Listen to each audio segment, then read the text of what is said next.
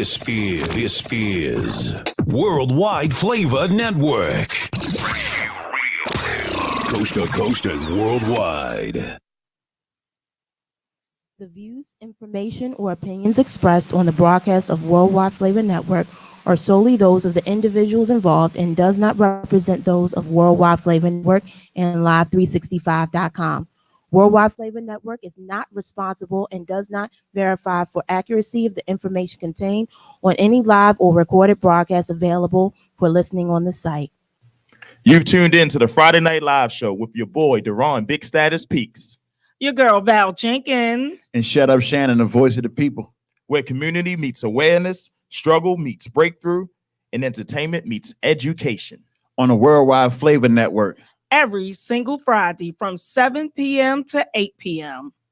Baby. Yes. Hey, you guys, this is Anika from Anika Tells All. Tune in every Thursday from 10 p.m. to 11 p.m. Worldwide Flava Network. See you then. Hi, this is Tony Reed, your fitness trainer, health coach, and life changer. Now hit the Worldwide Flava Network every Wednesday night from 7:30 to 8:30. Join us for life-changing moments. Hey everybody, it's your girl Shell, also known as Color Beauty. Join me on Tuesday nights at 8 p.m. on WWFN Online Radio. When 2 minutes is not enough, we go into overtime. See you then. Tune in with Diva Talk, Real Talk with Diva May every Sunday, 2 p.m. to 4 p.m. on Worldwide Flava Network. Please share. See you next Sunday.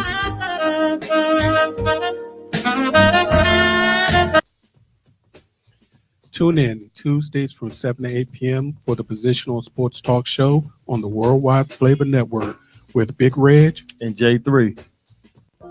This show is being sponsored by Worldwide Flava Network. If you are looking to have your own radio show, come and join us here on WWFN Online Radio.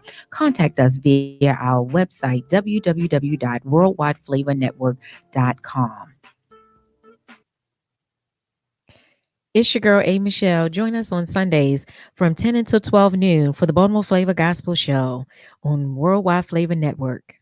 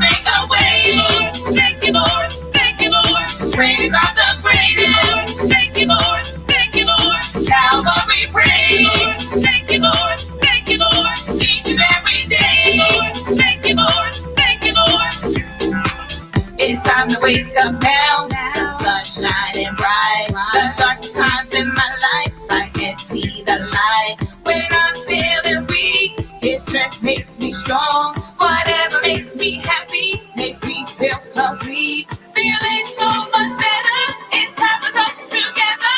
When I hear this sound, first thing early in the morning. Thank you, Lord. Thank you, Lord. Thank you, Lord. Wake me up this morning. Thank you, Lord. Thank you, Lord. Help me start my day. Thank you, Lord. Thank you, Lord. New heights I'm gaining. Thank you, Lord. Thank you, Lord. Always make a way. Thank you, Lord. Thank you, Lord. Praise God the greatest. Thank you, Lord. Thank you, Lord. Calvary praise. Thank you, Lord. Thank you, Lord. Each and every day. Thank you, Lord. Thank you, Lord. Yeah. It's your girl, Miss Lady. Every day I have to thank the Lord for everything that you've done for me. Made a way out of no way. That's how I know He's there for me. From sun up to sun down, I know He'll always be around. Watching over me, giving me a clear view so I can see. That is why I can say thank you, Lord, each and every day.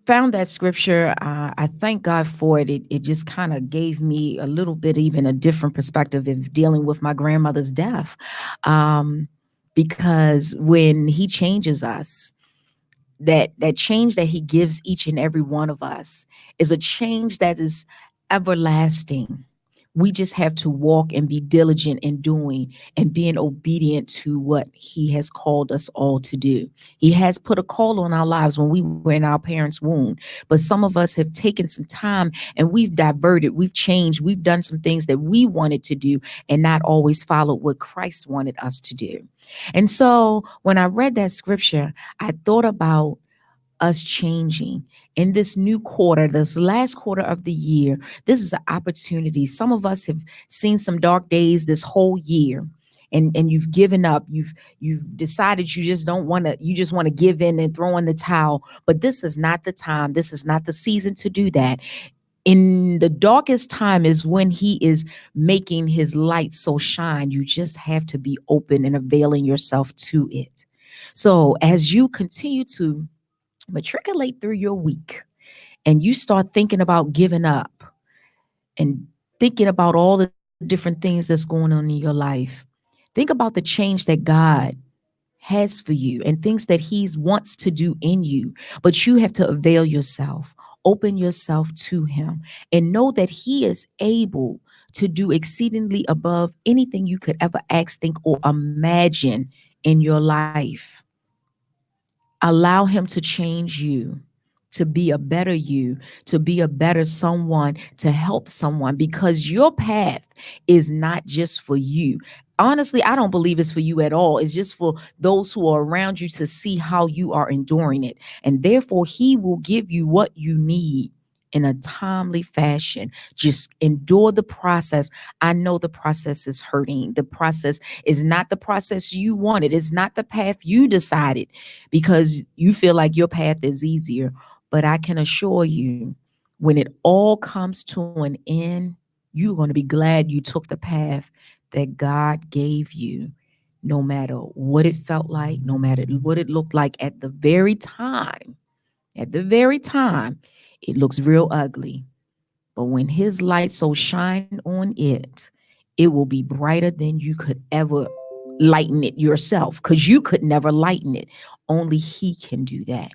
And so I challenge you this week to walk in the change that God has for you.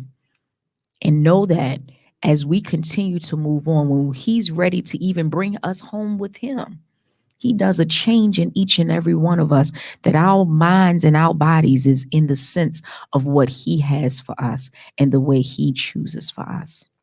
So again, I ask that you dig inside yourself, see what needs to be worked on you, and ask him to work and heal you in those places, those dark places, those places that you've given up on, those places that you don't want to visit.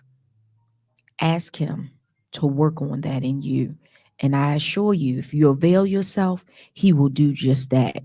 Take your hands off of it, because you ask and then you want to put your hands on it. Take your hands off of it. Leave it with him and know that he will change these vile bodies that we have. Lord, I ask that you right now lead and guide each and every one of us this week. Lord God, change our mindsets, change our hearts, change the thoughts that we have that is not like you. Anything that's not pleasing to you, Lord God, we ask that you divinely intervene and change that in us. In Jesus' name we pray. Amen. We're going to listen to a little bit of one of our local artists, Naomi B., Created to Worship.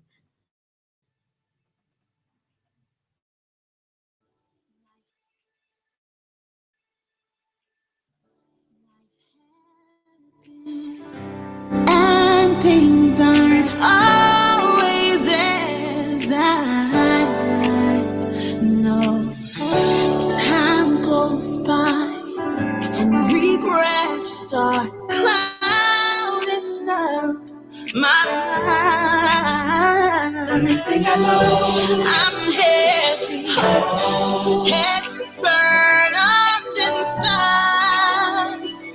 Oh, what's wrong with you? I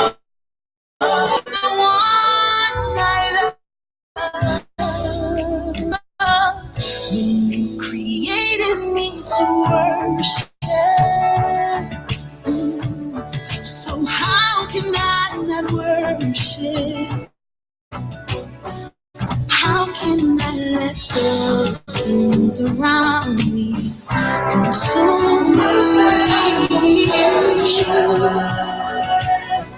When you created me to worship, these are just distractions trying to make me take my eyes off you.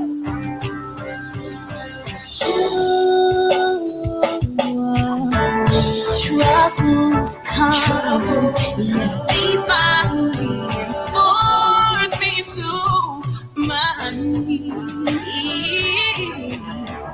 But that's where he can find me, set my spirits free to burn out the frustration enough. I need to be free, yet I hold back from the one I need. Why, when you created me to worship, so how can I not worship? How can I let the things around me consume me?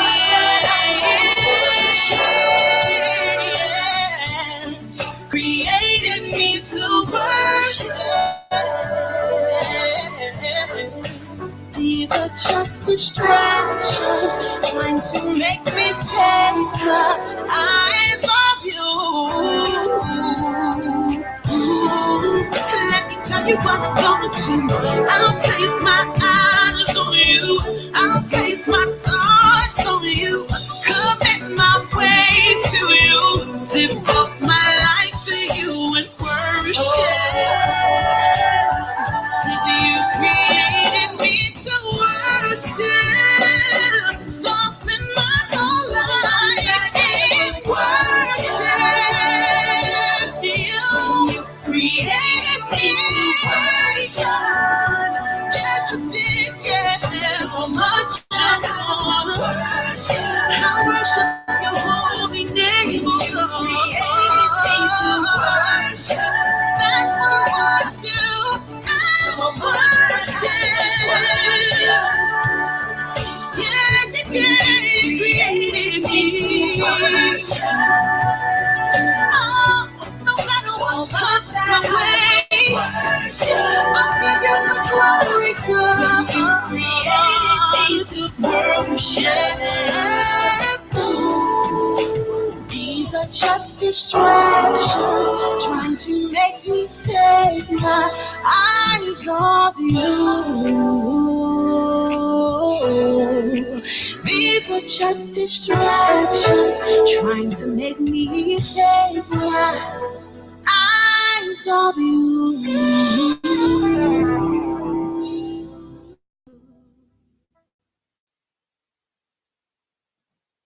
What's going on, everybody? This is Brandon Sean Fields of Blind Productions. You're tuned in with A. Michelle on the Baltimore Flavor Gospel Show on the Worldwide Flavor Network.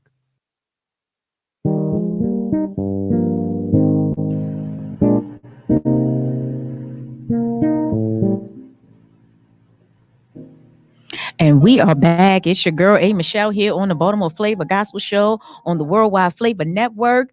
Oh, thank you for listening in to our local artist, Naomi B. Again, if you know any local artists and would like to have them either on my show and would like their music to be on our station, please feel free to have them contact me or you contact me so we can get in touch with those individuals. And we would love to share their music here on the Worldwide Flavor Network. As I stated earlier, we have a wonderful guest in the studio on today, and I believe her ministry and business and her ministry in general will be a blessing. You will want to share this show today because she has a powerful story that I believe will change lives. Even a person like myself, it just ministered and pierced my soul and seeing, and I know what God can do. I know how God can change our lives. And in this season, this last quarter of the year, I'm about us doing things and sharing information that can help change lives and change people's mindset and change where people's thoughts are, because people's minds are all over the place. And so I'm just trying to help be a little portion of somebody's inspiration and empowerment and showing them. And a young lady this morning, she really blessed my soul. And the only thing I can say is to God be the glory, because she said, thanks for taking me back to the word. And I had no idea. I just had no idea. And all I can say is to God be the glory. And I thank you for posting that message to me and sharing that with me. I was just over it. I was in prayer time, and when I came out and saw that this morning, I just cried. I thank God for that, because you just want to be impactful in a positive way. And so this lady, when I met her, I was just overwhelmed by the blessing that she gave us at a conference. And so I'm just grateful that she could find time in her schedule, and that she did not find it robbery, that she could come and share with us here on the Worldwide Flavor Network, on the Baltimore Flavor Gospel Show. And that is none other than Reverend Lisa Bryson. I appreciate you coming on the show today. Thank you so much for having me. Thank you. Thank you. Thank you. Thank you. I am just so grateful that you could find time in your schedule and come and share, because you have such a powerful story, and your ministry is even more. And then to hear about your business and read about your business, it's been truly a blessing, because you did not keep it to yourself. You expanded yourself in such, not just expanded yourself in ministry, but you expanded yourself in putting it in a business where it still is helping so many others. But before we even get to the business part, we want to know who, because before she was Lisa Bryson, she was Lisa Yerby, and then she became Lisa Bryson. But who was she? Who was this woman? Who was this lady that now is changing lives to such an impactful way? Who was she to get her to this place today? Well, thank you again for having me here. I certainly appreciate you even wanting to hear my story. I believe that God has given me a story, and I also want to make it very clear that my whole focus is on God and what He has for my life and my purpose and my calling. And I just remember growing up in a small Baptist church, and it's a family church. They love the Lord and they do great ministry, and that's the kind of church I grew up in. I was in church all the time. I used to sing on the choir. I no longer sing, and trust me, nobody wants to hear me sing. Well, was it one of them kind of things you were forced to sing on a choir, even though you probably didn't want to? It was just like we grew up in them small churches that we were kind of like put there. Well, in actuality, I wasn't forced to sing on the choir. Okay. If somebody made me today, it would certainly be out of force. But it was something we actually enjoyed doing. I come from a singing family, and Yes, you do. I come from a very talented group of people, and God blessed us with amazing parents. And so we were in church because they were in church. But if it was not for that foundation, I can't imagine the woman that I would be today if it had not been for that. So although at a very young age it might have been out of force, but it became my life, and I thank God for that today. And so I used to sing on the choir, and I used to direct the choir. And all of that, all of that kind of stuff. And it was a blessing for me. But after growing up and getting a little older, and I began to date my husband, that I have now. It'll be 36 years in December. Awesome. Yes, awesome. And when we got married at a fairly young age, but in the midst of being married, probably a couple of years by then, I experienced a rape by a church leader. And as a result of that rape, and as a result of being a strong Black woman, of feeling very ashamed that I had been overcome, I hid that secret. So when you were raped, were you married yet, or were you still dating your husband? No, I was married at this point. Now, let me also say this. Both of us were virgins when we got married. That was very important to me. Even growing up, it was very important to me to follow the rules and the regulations of what a good Christian looks like. And I'm saying that the way that I'm saying it because it made a massive impact in my life later on to understand the difference from following rules, just to follow them to give the appearance of godliness and what it actually means to have a transformed heart and mind of wanting to be obedient to God because you're overwhelmed with his love and his grace, and this is just what you wanted. This is what you want to do. And so I had this little perfect life that I was building for myself.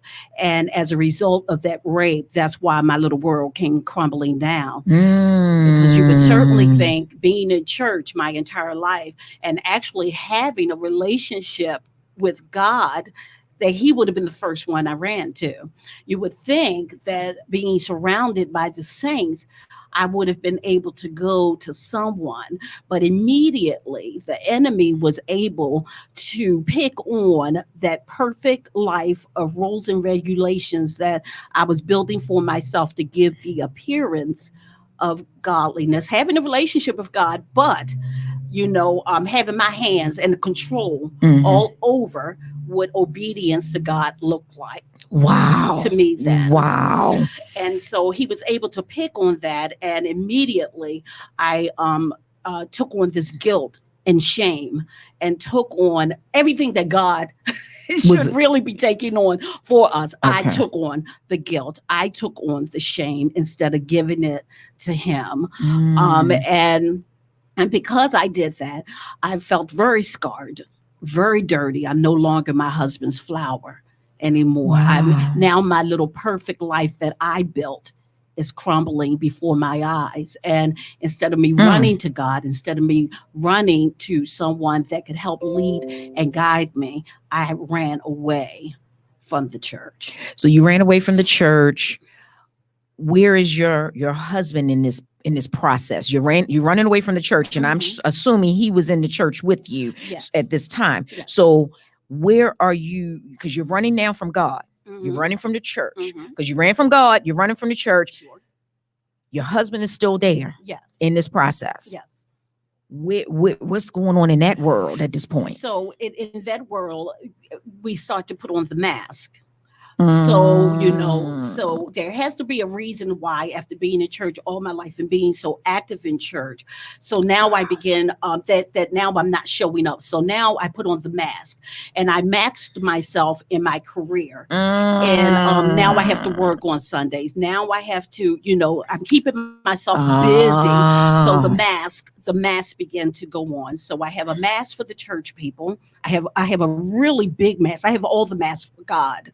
I have a mask for my husband. I'm still your beautiful, unscarred, unbruised flower, but on the inside, I am dying. On the inside, his mere touch that was once soft and loving to me is now harmful to me. And because he doesn't know what's going on, every time he would look at me, every time he would touch me. So it began to affect us intimately, him not knowing, he just sees, he sees a separation. He sees a new anger and a new Lisa that's building up, because I have to put up a defense mechanism. I have to now not just protect the physical body, but now I have to protect my heart, because he's a man too. So you didn't think about dealing with like that in a sense of getting some counseling for our spiritual or non-spiritual? Because it wasn't, I'm not saying that you had to, because you're the church woman. Right. So you're already running from God. Right. So you may not want to deal with the spiritual side,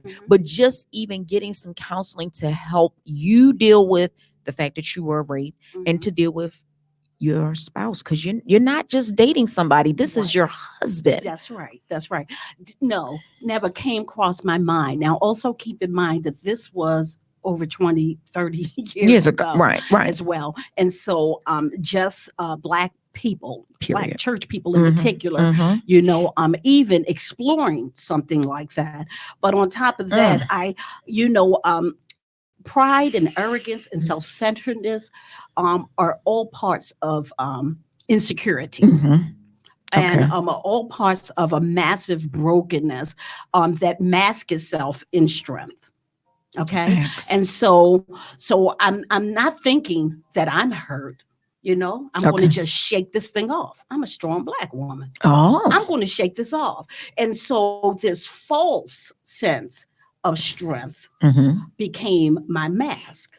Okay. That became my mask. Wow.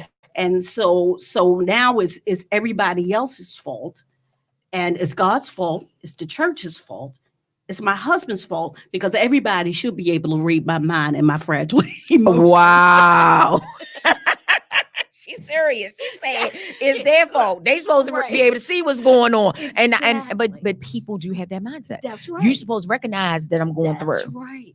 That's right. But because you've been such a strong woman, people see the strongness. Right.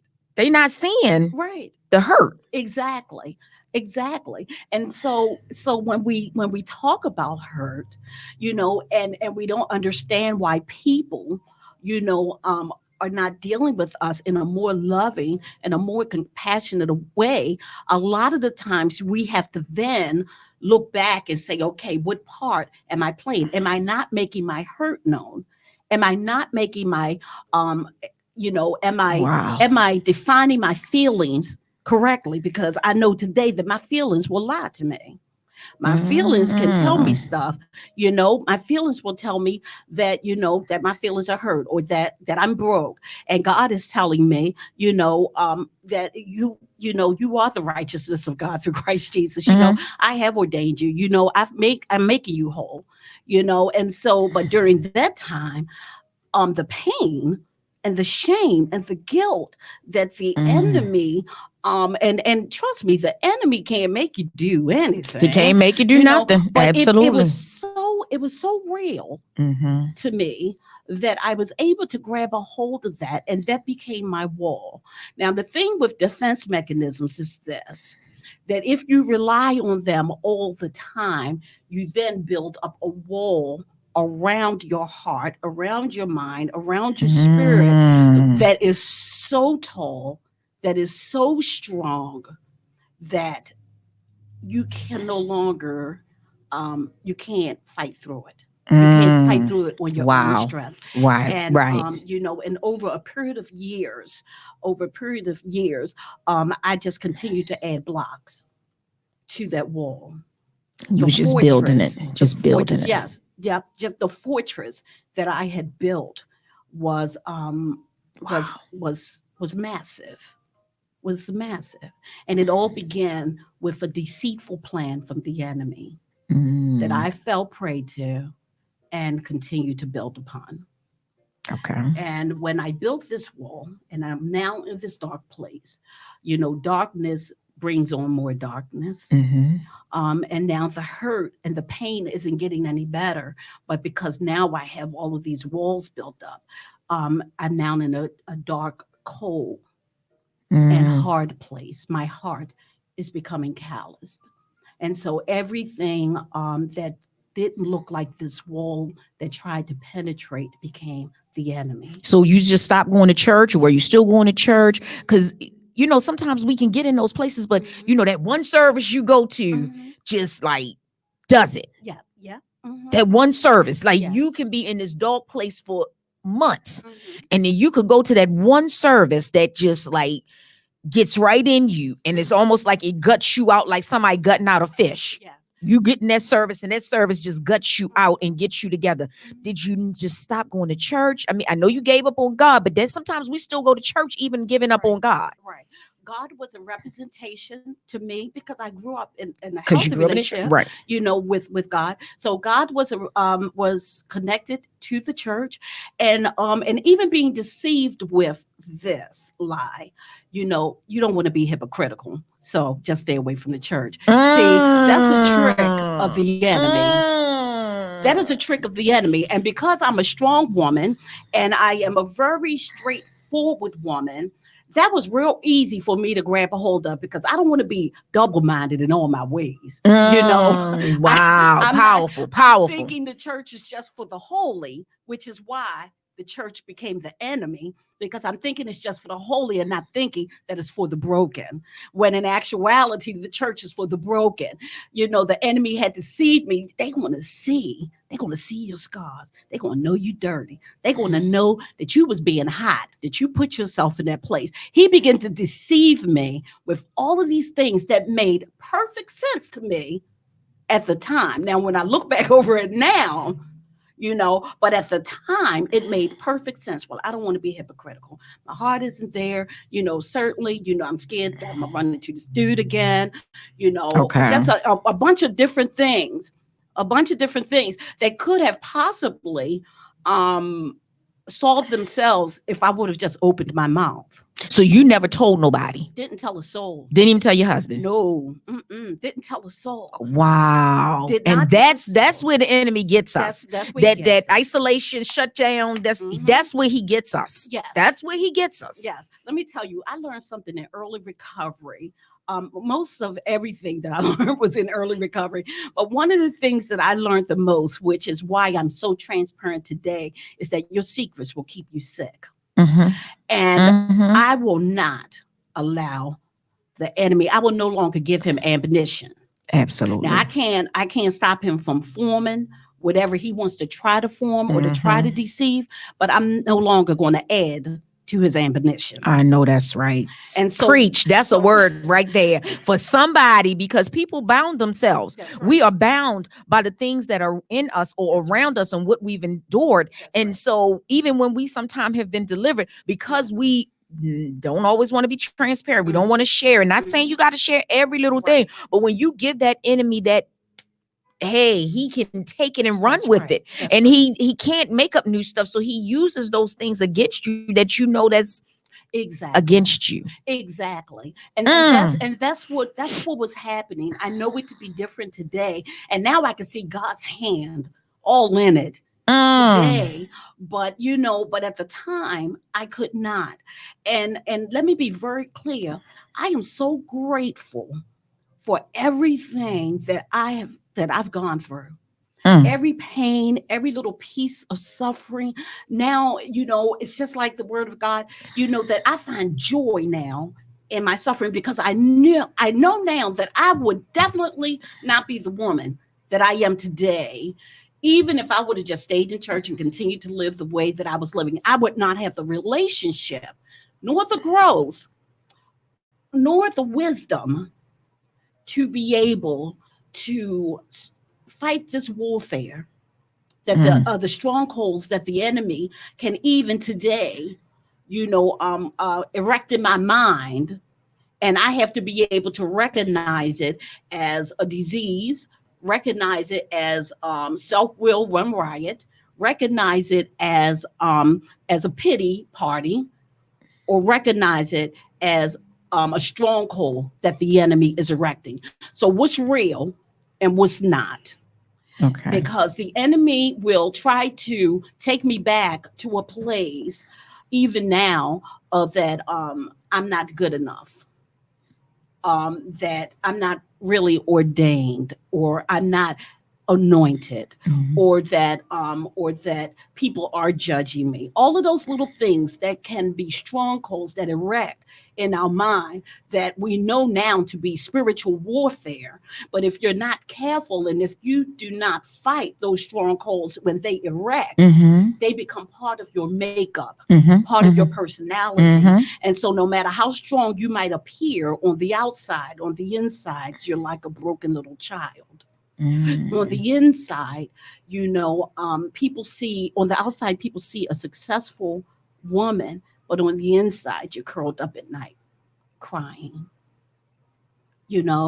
And so today I view things quite different. I know that I have a naturally God-given strong personality, but that doesn't mean that my mind and my heart and my spirit are as strong as it may appear at times. And so what the enemy was able to do was he was able to deceive me. I gave into the lie. and then I participated in the lie. Wow. And because I participated in the lie, then I need to try to make myself feel better. Hence, I began to drink, and hence I began to use drugs to falsely make myself feel better. To numb the pain, to numb the pain. feeling, Yes. to forget for the moment. Yes, for the moment. For the moment. And because I knew that it needed to go past the moment, that meant that I continued to use, because we know that a moment is a blink of an eye. Mhm. And so if it worked for that moment, it's going to work for the next moment too. But then that means that I have to continue to feed the addiction. And you had multiple because you did alcohol and drugs. Oh yeah, yeah. Okay. I'm what people would call a junkie. you Okay. know? Well, I'm a thank as the song say, you don't look like what you've been through. Because if you see this woman here in this studio, and let me tell you, I have seen a many of drug addicts, a many of them. She looks nothing like anybody has ever touched a drug in her life. Only Like, and that's when you know it's God. Yes, yes. Because when you told your story, and I saw you at that conference, you did not look like anything of a drug addict. Anything of a drug addict. I mean, you had to put that picture up to make me really believe. To make me really believe that and that picture showed me something different. Yes. Okay. But looking at you and looking at you here in this studio, it continues to just warms my heart to know that we serve a God that will make us, like the song say, you don't look like what you've been through. Praise God. You look nothing like it, because, it's one thing to have one addiction, but I have some family members who have the dual addiction too. And those dual addictions can be very hard on the person, let alone the family. So at this point, you done become addicted in two addictions. Where's your family? What is going on? Because I know your father's a pastor. I know your family members, and I know you come from a real praying family. Yes. Like I myself. Yes. Okay. Yes. But where are they in this process with you? Because you done now gave up on the church. You done stopped going to church. You done stop, you stop all that stuff, all the churchy stuff. Yes. Where are they? Because, okay, we're going to leave the church out. Right. Where's the family at this point? Right. Let me tell you something. The enemy is so cunning, so baffling, and so insidious that he will hit the family with a sin or with a brokenness that is so far detached from anything that they will be left with not knowing how to even deal with this. And because I did grow up in such a wonderful family, and I often, when I share, I like to tell people we were like the Black Lever the Beaver family. I can say that. I can say that. Now, did you put the name to that? Absolutely, absolutely. Because y'all were admired. This city. Right. Yeah. Your father's name. Yes. Stood strong in this city. Yes. Okay. Yes. I'm just saying what I grew up with hearing. And so, because I was in a church too, and I grew up in the church the same way. Right. And so his name rang very heavily in the church, especially the Baptist churches. It rang very heavily. So yes, I would say that you guys were that family because you guys represented so well. Yes. So it was the representation of what the family's supposed to look like. Right. Exactly. And that's in the church. Let me say that. Yes. And that representation was all true. It wasn't like it was falsified. It wasn't like there were things going on behind the closed doors. This is why foundation is so very important. This is why it's so very important. It wasn't like one thing was happening on the outside and something else was happening on the inside. That when this occurred with me, the baby girl out of the 5 sisters, the one with a very strong personality. I've always been an overachiever. I know that to be a good thing today, but back then, and just hearing it over the years, hearing the word overachiever was almost like a taboo. That's not a good thing to be. Look, it's a good thing to be, but but I know it to be different today. And so when this happened to me, it floored my family. Everybody began to pray, and I would hear things like this. Well, this is just a phase Lisa's going through, because out of all of the children, I was a career woman. I was doing the thing. Very vested in my career, very vested in the church and what I was doing, and had this little perfect world that was just crumbling. And my family really did not know what to do except pray.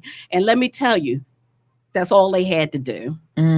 That's all they had to do. Because when you do come from a strong family and strong group of people, we know that control can mean a lot. A lot. And and the good thing is to take your hands off. You said it in your opening, to remove your hands. We lift things up to God, and then we want to take it back and fix it. And my family continued to pray, and they continued to pray, but they were a representation of togetherness, unity, love, and everything that I wasn't doing. Okay. So they became the enemy.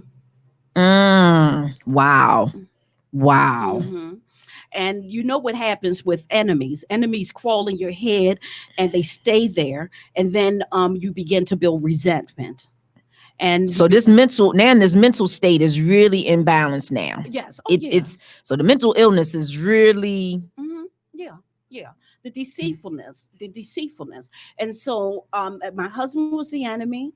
My family was the enemy, because at this point they've learned to pray, but also to continue to grow in their lives. And let me tell you something, misery really does love company. And in spite of the fact that I was really hurting them, they managed to be able to still love me, still pray for me. And the more they prayed, the more they loved me, the more I hated them. Because they were a and that's a strong word. Yes, but true. That's exactly what was happening. Because we're dealing with the addictions. We're dealing with spirits. And all them spirits is happening. And it's true, because I've seen what you're saying is what I've seen happen in my own family. So I know what you're saying is so factual. And there's somebody who's listening. Somebody might want to share this with someone who is in this very state of mind right now. Or find themselves going into that state of mind. Right. Because the enemy wants you to think. He wanted me to think, and that's exactly what I did. They became the enemy. They were a representation of everything I couldn't be. So it began to work heavy on my self-worth. Now, my thinking towards them is they think they all let. I became the person on the outside that would look at our family and be like, they think they all let. Wow. I then became that person. And see, and that's a true sign now of how strong the anointing is. And when the anointing flows from the top to the bottom, the anointing is strong. And the enemy wants to diffuse the anointing on your life. And while all of this is going on, it was a distraction to my family, but God was still covering them and still protecting them. And although it was a distraction, and although the fiery darts were coming, they were still unified. And we know that the shield, and especially doing in the armor of God in Ephesians, the shield would connect. So each person would connect. So they were able to form a bond so that the darts didn't penetrate. But I'm on the outside now with everybody else throwing darts. Wow. So you started throwing the darts now. Yeah. Wow. Because they were the enemy. I want you, I need more than anything for people to understand that darkness and light can't reside in the same place. It's like oil and water. They were the love of Jesus Christ. I didn't want any parts of that. Right. They were a representation of, you know what? I know, sis, you're going through, but I can't allow you to hold me hostage. So you're married, you're dealing with your family, your personal, your immediate family. Then you're dealing with now your husband and your children, and all this stuff is going on in your world. Yes. You're still working. Well, at this point, probably at that point, I probably lost my, which was So you just a- did. So you did end up losing your job in well, this process. I did lose my job, but not as because I lost my job right before my addiction really took off. Really? Because, Okay. my store was closing. I used to be what they call a troubleshooting store manager, Okay. and so I would train other store managers. I've been in management most of my life. Okay. And well, all of my life, just about. And so I would fly around. So I was my career was very important to me, and I would fly around and go to other places. And they wanted to relocate me. They wanted to relocate my store because it was closing down at this particular mall, and that would require that I move out of town. And I couldn't. I had 3 small kids, and I had a husband, and I couldn't. So I want you to see that even before the addiction takes off, the enemy was planting seeds, and he was building. He was busy. So he was trying to isolate you again because he was that opportunity to move out of state Yeah. was another place to take you away. Yes. And on top of that, because I couldn't do it, or because I chose not to do it, then I built another resentment against my husband and my children. Because if I didn't get married so young and have all of these children, I could would go. be able, yeah. Wow. Yeah. I could go do this and I could do that. Yes. Wow. Wow. telling you. So you built this real defensive wall that and blamed everybody. Yeah. And again, you said your addiction wasn't even at that point Right. at the level that it eventually got to. Right. So when your job situation came, that had nothing, your loss of the job didn't have anything to do with your addiction. No, it scarred me because when I left the church, my job became who I was. My career became who I was. And so when that was a personal blow to me. Now the whole store was closing. They were closing all of those stores in that area. You know what I'm saying? But I took it as a personal blow. Really, God, you're going to do this to me again? And so the resentment, I'm telling you, resentments are massive. They are toxic. Yes, They are toxic when you do not deal with resentments, and when you have the spirit of where everything that happens to you is somebody else's fault, where you make yourself the victim, victim to everybody, to God. Everybody is against you. When you start to build up that mentality because you refuse to examine yourself and refuse to look, like you said, at those dark, hard places, it's real easy to become the victim. And because I was victimized at the beginning, everything sort of laid on that, So I was victimized here. So now you're trying to victimize me. So the mistrust. And I'm telling you, the spirits and the legion that I had within this one little woman and in my mind are massive. That even as I'm talking to you today, God is just revealing how much He loved me. That He would go through everything that He's gone through specifically for me. My the God. The legions of devils and brokenness and demons and everything. And all of the deceitfulness that I fell prey to.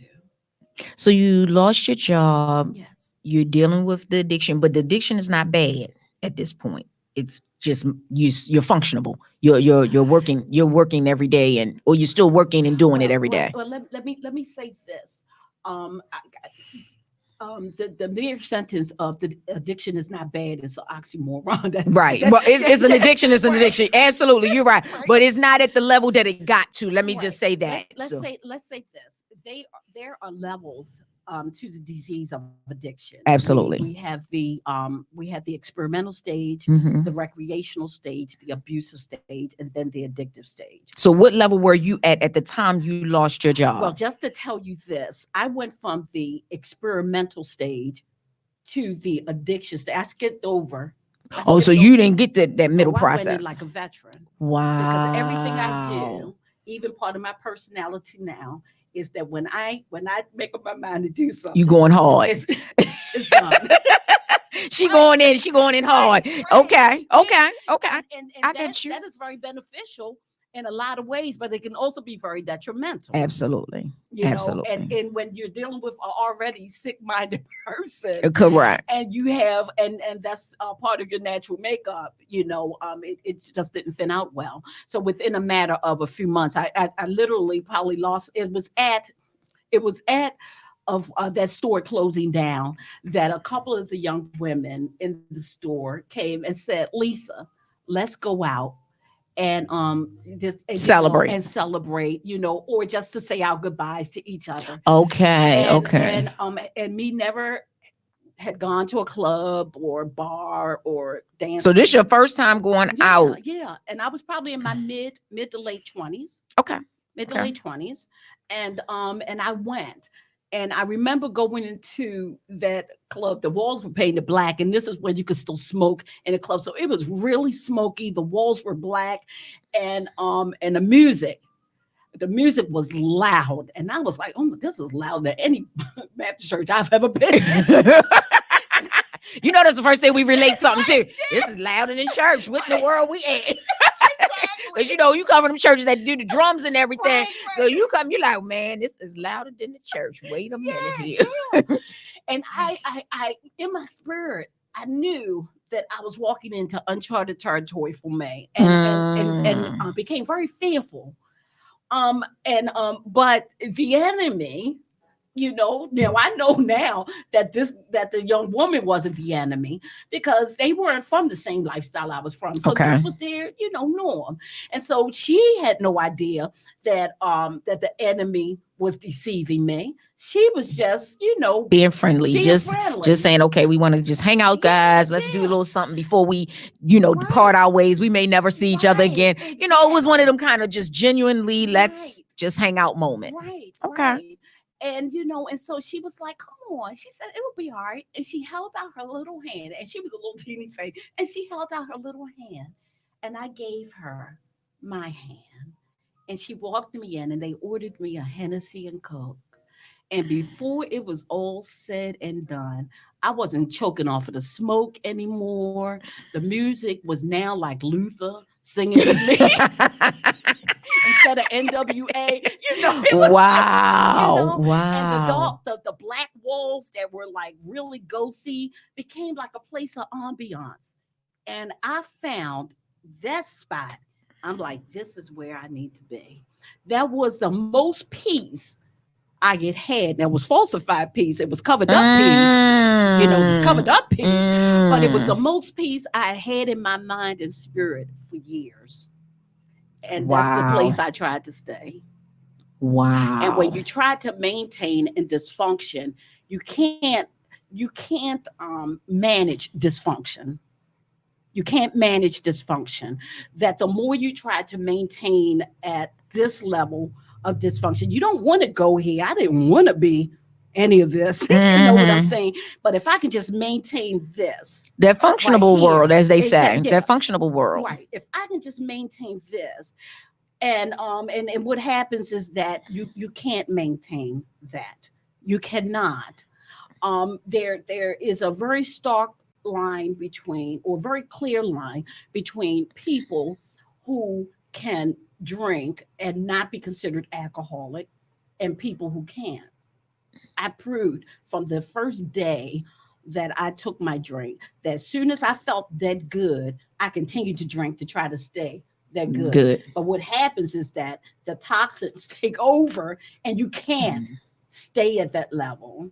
You can't stay at that level. So then everything that you do after that is about chasing that first one. That's what they say. Yes. Yes.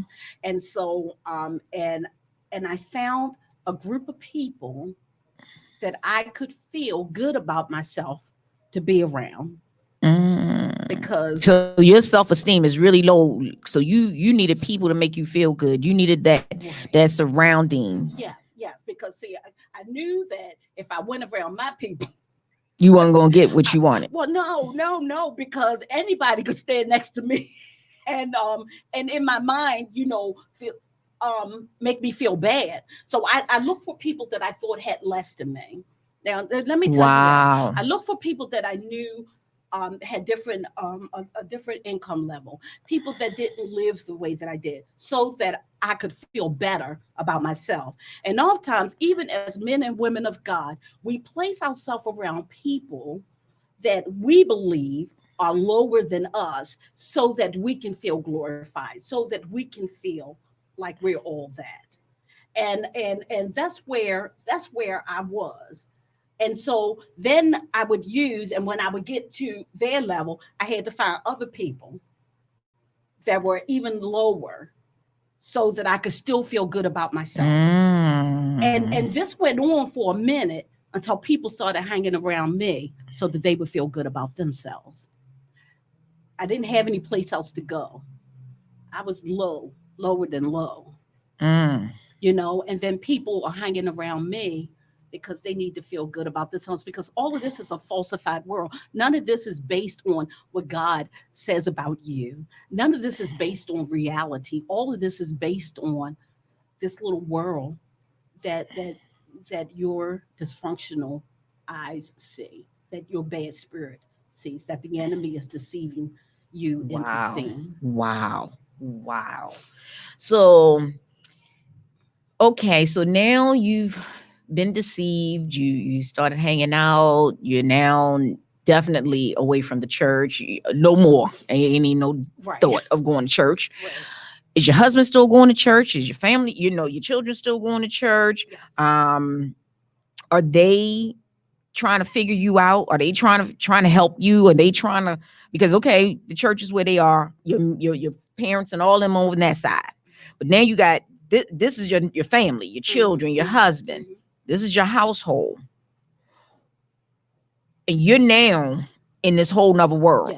Because you done spiraled out of control now. You're doing drugs. You done went from the new beginner to the veteran. You ain't even you didn't become the functional one, the one that came home from work every day and, trying to hide it from everybody. You just went straight on in. What is your family? And I'm talking about that family, not the church family, not your parents, not your sisters and brothers. I'm talking about, how is this family functioning through this process? Because now you're spiraling out of control. So I can only say that with you spiraling out of control, that means that you're hanging out late at night. You're not coming home cooking dinner. Or if you are, you're cooking dinner, but then you're rolling out. So they're not really spending no time with you. What is going on in your family world at this point? Sure. Let me tell you, I didn't realize it at the time, but I sure know it now. I have an absolutely amazing husband. My husband was in church the entire time. He was a deacon at the church, as a matter of fact. Okay. My husband has always been a hard worker and a good provider. And my husband has always just loved me. That's it. Just loved me. And our children just love me. I have. Did he hide you? Did No. they not see it? Or did they still see everything? And he still, because parents hide, that's when they trying to cover up what's going on with that other parent. Did he hide you when you were in your stump states and kept them where they did to shelter them away? No, there was no hiding me. There was no hiding me. I was very arrogant, very self-centered, very prideful in my active use, that if I could no longer be the best of the best, then I'm going to be the worst of the worst, but I'm going to get somebody's attention. Wow. Now, let me tell you something else, and the importance of relationship. That it's because me and my husband had relationship that no matter how bad I God, he never identified me as my broken place. He never identified me as an addict. He never identified me by my sin. He never identified me as the trick that I became. He never identified me as the bad mother.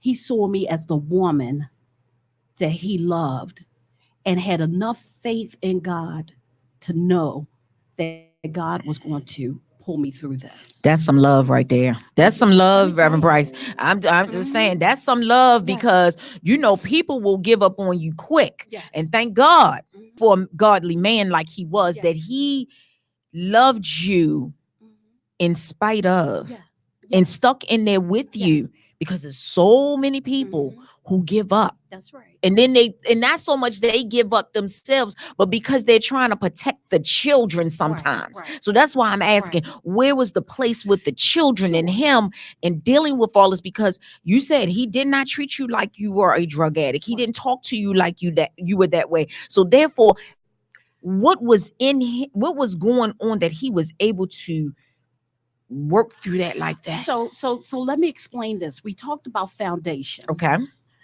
That no matter how bad I got, I still loved my children. I still loved my children. My children and my husband was the purest example of the love of Jesus Christ. God knew exactly what he was doing when he connected me to that man. Trust me when I tell you, I already know that not their brother out there would have put up with my foolishness. But I would be around and then I'd be around. But see, the love of children, the unconditional love of children, and when you have another parent there that is not supporting my foolishness, but supporting the woman that he knows I am. He knows who he married. He's very secure in who God gave him. Awesome. You understand? Awesome. So he's very secure in himself and the man that God made him to be.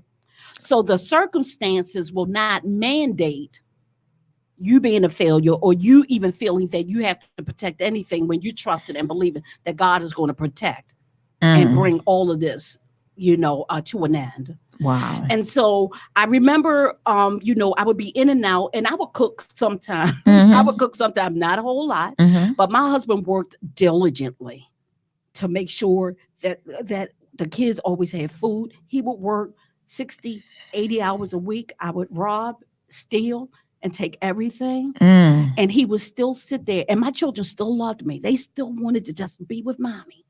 Be with mommy. Whenever I was home, that's all they wanted to do was to be with me. And so, but when you have someone confirming the fact, this incident, when the kids were a little nervous about me coming to the house because they had just gotten Christmas stuff. And my MO was buy Christmas stuff or steal Christmas stuff and then come back and take it from them and pawn it. That was my MO. And so as they were getting a little older, they were scared that I was going to come and take their things back. And I'm standing there and they're crying. They love me, but they're crying. And my husband said, you just wait until you meet the woman I married. You're going to love her as much as I do. So he would instill in them all the time that what I'm going through is just for a season. That what I'm going through is a disease. That what I'm going through is just going to be a blink of an eye. That what I'm going through, we might not understand right now, but God is going to work it out for our best later on. Wow.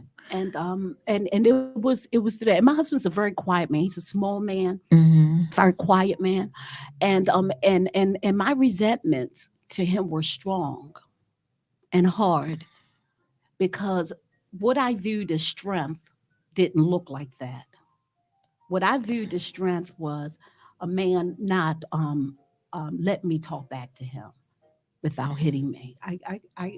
My life took many different abusive turns, and after being not just raped at the very beginning, but then experienced many rapes, and many times of being sexually assaulted and sexually assaulted, abused physically, and being jumped in by a gang of women, and after a while, you get this.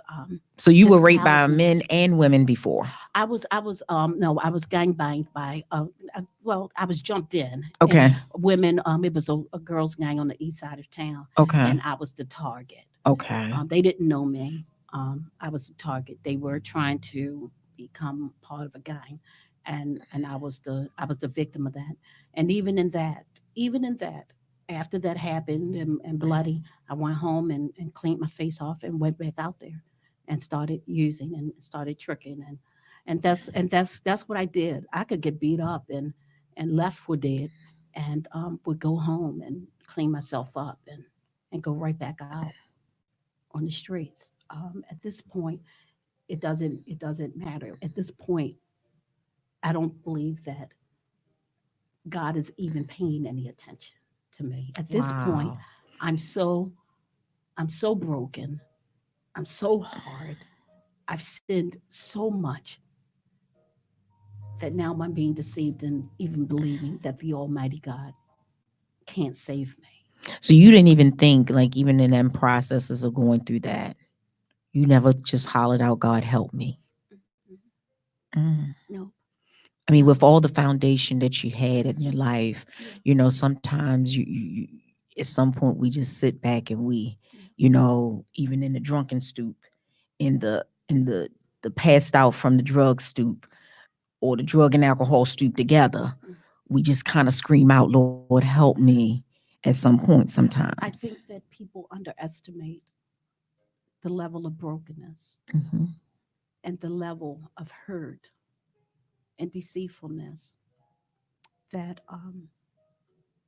that I went through. Okay. You Okay. understand? Mhm. My heart was very calloused. Okay. My mind was not. So the pumice stone couldn't do nothing with that callus. It was real. It needed a knife, pretty much. It needed the direct hand from God that I wasn't even allowing or seeking because I couldn't see him. My entire world was darkness. Okay. And I want people to really get that, because and the reason why I want them to get that is because sometimes, like you said, you can't go to that church service Mhm. and you'll hear something and receive something. Mhm. Sometimes even in that drunken stupor, you can Mhm. cry out. Mhm. But Mhm. but this is about reaching the people that are hopeless. And I was hopeless.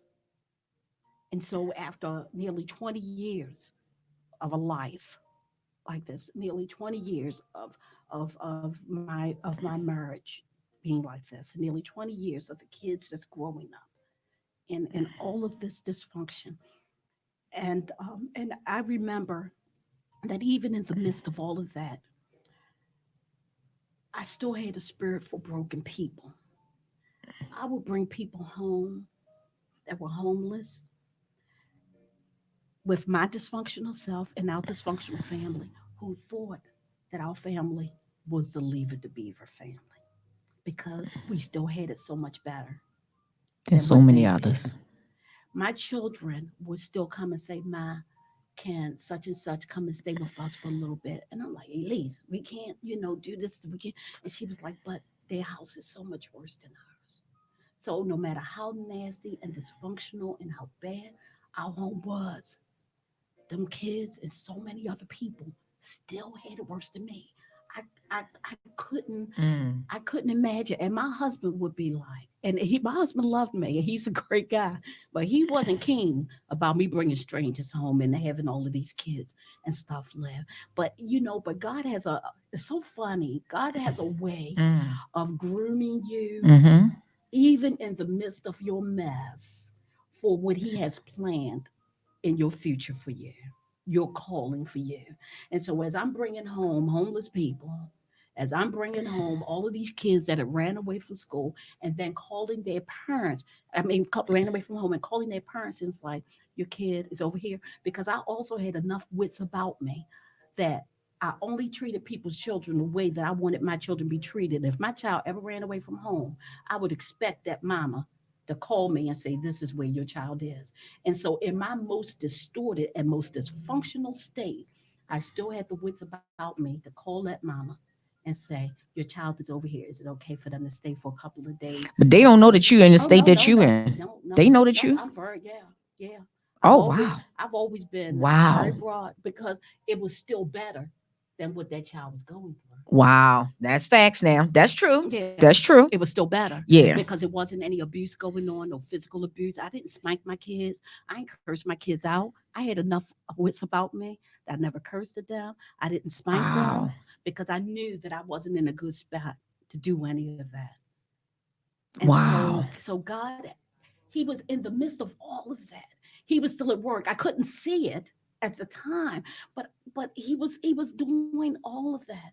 And my kids would tell, and they'll tell you today. Mm. We had so many people living with us on sofas and stuff, but our world was still better than theirs. And so if I got to a place of complete hopelessness, can you imagine all the other Wow. people and Wow. their hopelessness? Wow. Wow. Powerful. That's powerful. That is powerful. That is, oh my goodness. That is powerful. And that behavior continued once I got clean and sober. Mm. I came this way in deliverance by way of finally reaching that hopeless state that I just could not breathe anymore. That Mm. my mere breathing not only is hurting me, but it's hurting everybody that's within reach. My entire family, my parents, everybody is at such a loss. Wow. I even remember, and my mom, and let me tell you, my family is big about relationship and big about, marriage and all of that Okay. kind of stuff. Okay. But me and my husband's life was so bad that my mom, my mother, God bless her, she went to him and she said, James, we really thought this was going to be a phase. And here we are 15, 17, 20 years down the line. Maybe you better just take the kids and move on with your life because they Wow. That's what your mother said. yeah. Because my Wow. mother's seen everything my husband is going through, and she's like, he deserves to be happy. Mhm. The kids deserve it, And he looked at my mom and he said, that's not what God wants me to do. Wow, that's a godly man. That's a godly man. That's a godly man. And let me tell you, but Jesus. he still got his stuff though. Of course, don't get me. And we know they all did. We know they all But do. I'm But to telling you, endure, like I said, yes. because most people mindset, not even with your mother saying that, most people mindset is I gotta protect my children. Right. Though that's normally the mother's mindset, but Yeah. in this situation, and in any situation, more normally if the father, if he was the one on the drugs, the mindset would have been, I gotta do what I gotta do for my kids. But that's exactly what he was doing. See, none of that went without. None of that went without. He was protecting the kids, and I protected the kids. Mhm. That I was at. The kids were protected, but even more than that, now we look back over our lives, all of us, and all of this had to take place. All of this had to take place so that all of us can be where we are today and have the hearts that we have. Mm. All of my children are, my 3 kids, they are amazing. Awesome. They are Awesome. amazing. And all of them Awesome. have hearts for people. And they say, Ma, because if you were nothing else, you always wanted to help people. You still love people. You still had a heart for the people in spite of what you were enduring and dealing with. You still had a heart for the people. And that's a blessing because so many people hearts get hardened like Pharaoh, the hardened heart, and so to hear that you still had a heart for people, not just for people, but even your family. Yeah. Because your family is where that's what the word requires of us, the family first. So for you to still have a heart for your family and you still had a heart for people, only God could do that in your state you were in. Right, yes. And the crazy part is that I didn't see it as having a heart. As a matter of fact, I would have been the first person to tell you, and even will get ready to say it now that God has shut my mouth of where I'm like, I don't like people. I'm not a big people person.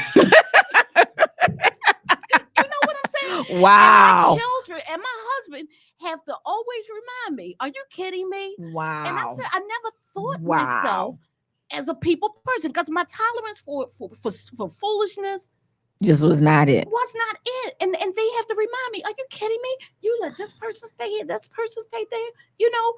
And, you know, when I said, wow, and even with what I'm doing today, I said, Lord, this has to be all you because it's just no way in the world with all of the broken areas that I have. And then I got to be in the midst of somebody else's brokenness too. Right. Right. And, you know, and so not only do you have me in the midst of this, but you're telling me to be patient. You're telling me to extend grace. You're telling me to show the love of Jesus Christ. You're telling me to give people additional chances. You're telling me to be compassionate, to be kind when I want to just give you the real deal and just let you know the way it is, because that's part of the woman that I am. He says, no, I'm going to take the woman that you are. I'm going to take all of that hard truth and we're going to make it compassionate truth so that instead of it cutting people up, it's going to be a blessing to people. Healing people.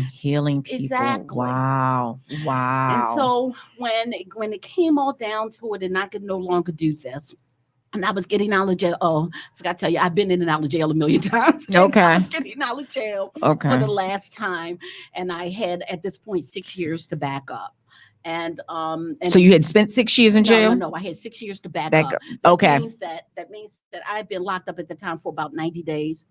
And so I went to my first court date, and my husband had tried to find a rehab. They were going to send me someplace far. They're like, maybe if we just send her completely away, that'll help.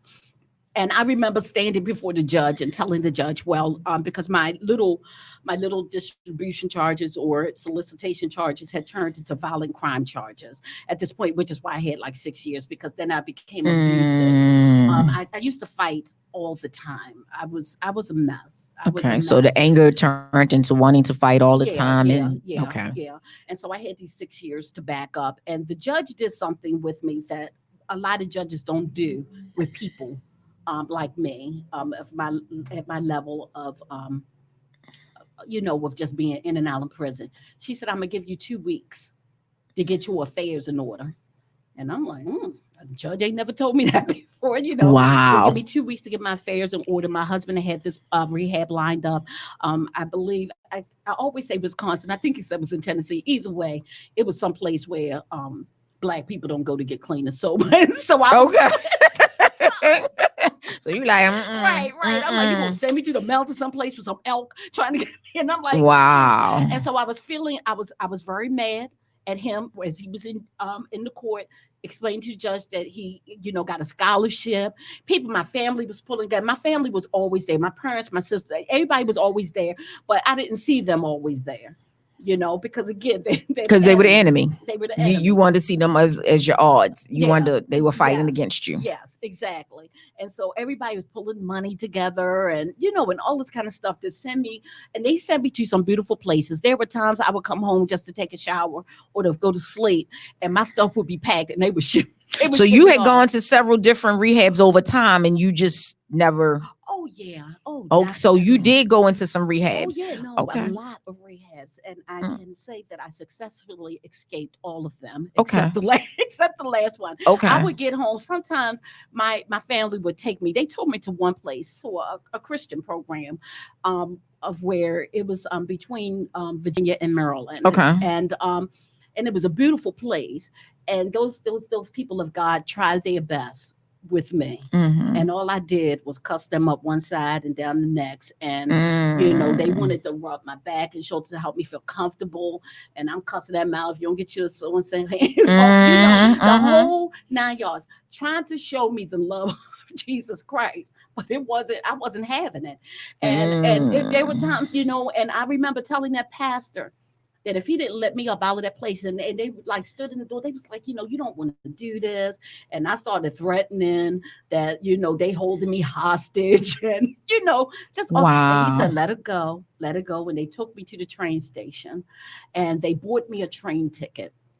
And at this time I probably had close to 3 days clean. So I was at the very end of withdrawal. I was still sick, but at the end of withdrawal. Okay. That if I would have just stayed another day, You could have. I could have gotten through. Okay.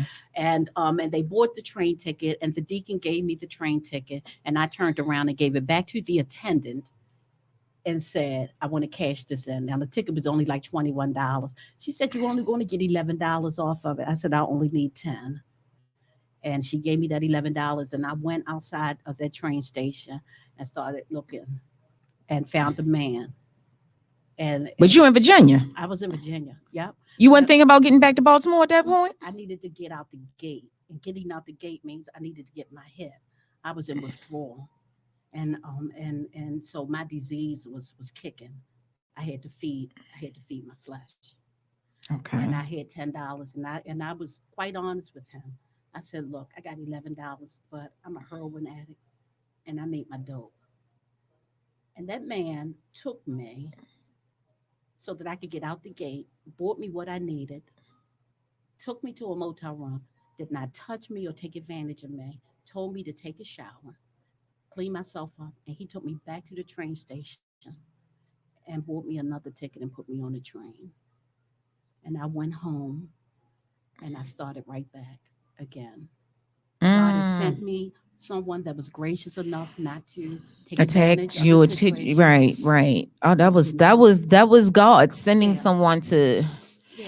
Another moment, He really was showing you, I'm here with you, but you still couldn't see it in that process, in that state that you were in.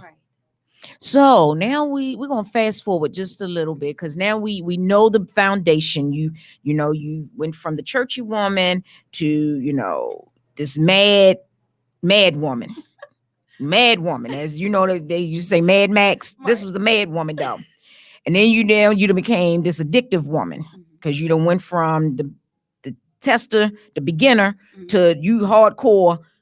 You just doing it, okay. Yeah. You done went down this road. You living the addiction life, years in, years out, 15, 20 years going in and out. You in and out, in and out of rehabs, in and out of the drug addiction, all of that. What was the day and the timing that you finally just said, okay, I'm in this to win it. I got to get myself together. Maybe you didn't say it quite like that, but when was that moment that you began to change, that you began to decide that, okay, it's time? Okay. So, in that 2 weeks that the judge had given me to get my affairs in order, I went to a motel room, and my husband said, Lisa, don't leave this room. Needless to say, I was completely dry. I had 90 days clean when I got out of prison. That night I got out, I went right back to what I knew. So you were in jail was that the longest you had been in jail? Was 90 days? So you did your 90 days. I had 6 years to back up. You had 6 years to back up. But was supposed to be going to rehab out of town. And so, like every good addict, when you know you're going to rehab, you always got to get your last one. You want to get all you could get in. Were you not afraid? Because you know, people say that, and I've heard it so many times, though, Lisa. You weren't afraid that was your last time when you go and you getting all you can get before. You know, that's always been my concern when I've had several members and friends and family members who've said that. I got to get all I can before I go in here. You weren't afraid that was going to be your last time, like you were going to die? Let me tell you, again, we're talking about massive deceitfulness of on thinking that it's not going to happen to a strong person like you. It's that kind of false pride, that false arrogance, that false strength. That this, when I would hear that people were going out off of drugs or kill something, as a good addict, you go get the strongest thing, because it might have taken them out, but it's not going to take you out. Your mind is gone. It's called your mental state is real. Yeah, your it's mental called state insanity. Wow. And so so I went and immediately started doing what I do, and I knew that I had these 6 weeks, these 6 years to back up. And I'm like, I can't go. I was not going. I was not going away. I told my husband, I'm not going away. Really? Yeah, no, I don't care where y'all try to send me. I'm not going away. Wow. And but I knew that I had these 6 years to back up. And it was there at that motel of where I looked at myself in the mirror and I saw a shell of a woman. And this is where my hopelessness took another level of hopelessness, of where I really am better off dead.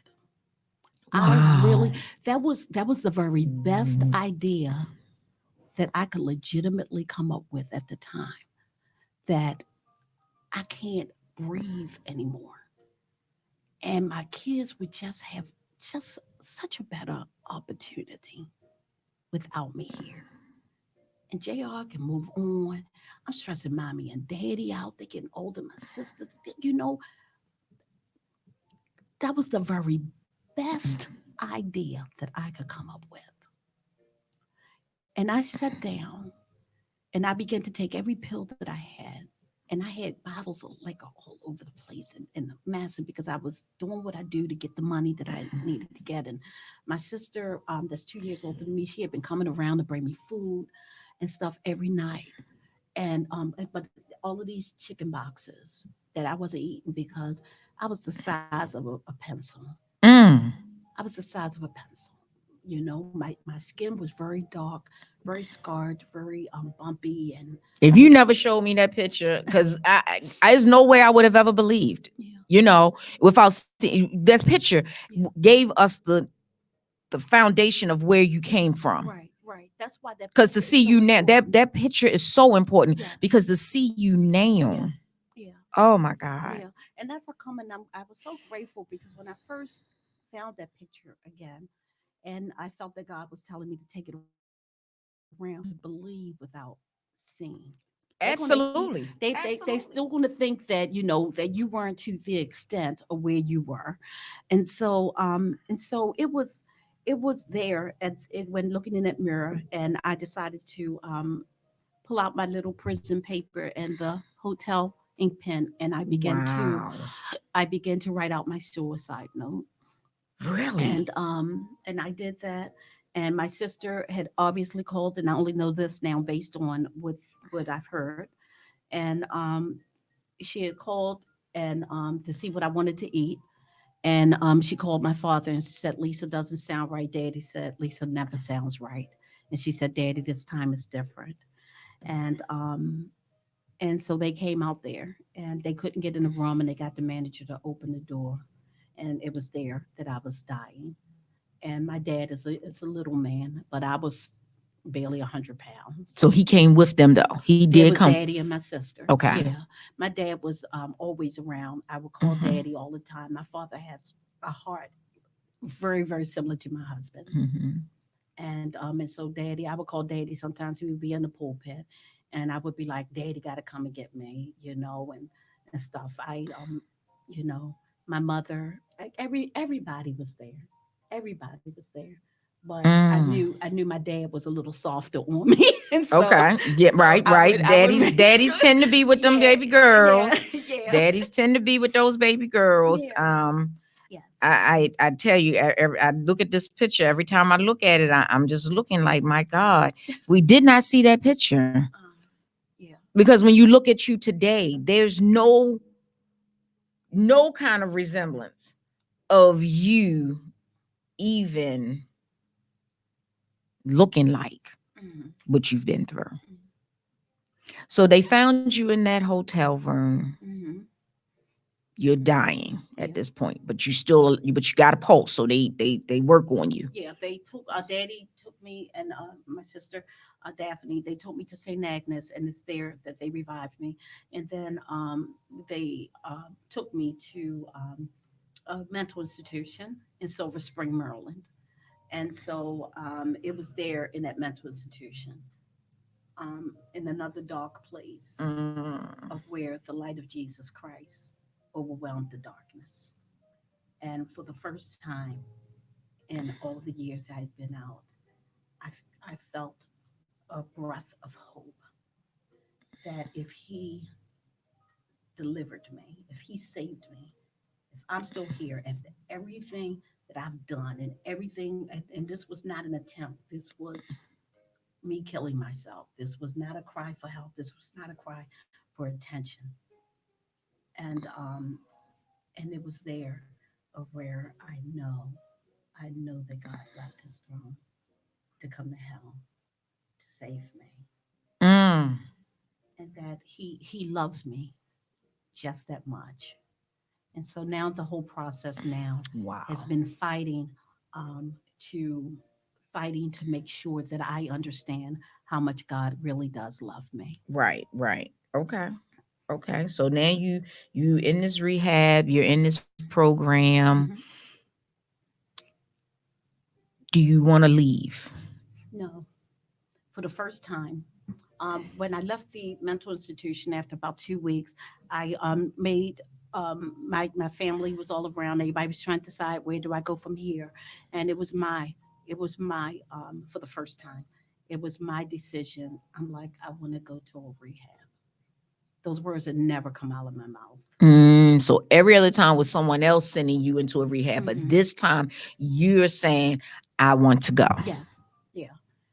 And I went to a rehab that I'd been to 2 other times before, so that would have been my third time there. Okay. And it was the same people. They opened their arms wide. They were happy to see me. Just so very grateful that I was able to make it back through the door. So I felt the sense of belonging a little bit. I saw familiar faces, and they weren't shunning me. They weren't making me feel bad about, girl, I Anything. can't believe you went back out there. They were like, oh man, we're so glad you made it back, and they Awesome. received me.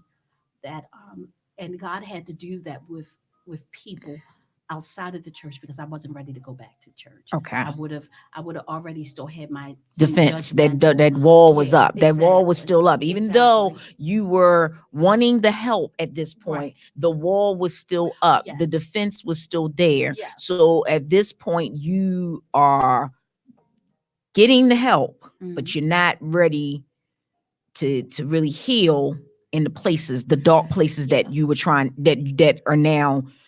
They're going to get the light, but they're still dark. So until there is time for that process, we got to work on this one process first. Yeah. And keep in mind too that I was still very ignorant to the fact that I had dark places. Okay. It was just who I was. Okay. That excuse, that's just the person I am. That's just so it was just who I was. I didn't understand all of it to be dark places. Or what it is that I use those terms now because I understand it to be what it is. Okay. And it wasn't like that. I was like the enemy was deceiving me. It wasn't like I was using that kind of lingo. Okay. This is just who I am. Okay. And so it was that kind. Well, because you were churched, it would not have been surprising if you. Right. Did come with some of that language. Had you never been churched, it'd be something different. But because you were churched, okay, I could have seen you now saying, I recognize now that But this. let me tell you why. Mhm. Because again, I'm a woman of a certain age. And 30 years ago, we weren't talking that lingo. No, we weren't. Not quite the way it is today. Exactly. Correct. We weren't Correct. talking that lingo. Okay. It was still all fire and brimstone because you sinned, you ain't even saved no more. Right. That's that's true. And That's so, true. So that's what it was. That's what it was like. That's how come it was easy for me to detach God from my sins, from my brokenness. That's why it was easy for me to say, he can't even save me. I know I've just sinned way too much. Right. For him. Okay. Because if you grow up under the understanding that one sin is going to separate you from God, just imagine what a person like me, how far under hell I am. Right. You know what I'm saying? Correct. So, Wow. yeah. Wow. Well, I'm telling you guys, we have heard a wonderful, wonderful story. I have, her process and how God has really worked on her over these years. It's not easy to come out with the story that you have, and it's still a viable life and a viable story. And when I say viable life and story, it's still blooming and still blossoming because so many people lose so much in those processes.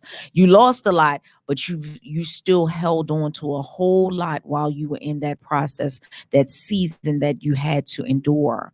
And so that's a blessing for someone, because a husband like that, that's nothing but God. Yeah. It really. It's nothing but God. I mean, I've seen some women endure those through husbands. You've seen some women do it. Yeah. Men don't always hang in there the way the women will hang in there. Right. And so to see and to hear about a man who, no matter what, he never disrespected you, never saw you as that drug addict, that alcoholic, that mother that was not. She was there, but she wasn't there. Right. To see his wife doing the things that you did, as you said, you tricked, you did whatever you had to do to get your habit met, and he's stuck in there. Yeah. That's a man that, only God could do that. Yeah, only God could do that. And we know that today, that it was all God's hand in all of this, even to the way my children just flock over me and just love me and come to me for advice and come to me for prayer, and and how me and my husband's relationship is just like, it's just like amazing. Wow. It's just so amazing. Wow. And then all of the internal work God is doing with just chipping away of all of the callousness and letting me see me and spoon feeding me a little bit at a time, because if I had to see my sins the way that he did, it would kill me even today. It would kill me even today. And so when I finish working on this part of my life, then he spoon feed me another part, because it's important. It's important that we play a part in our miracle.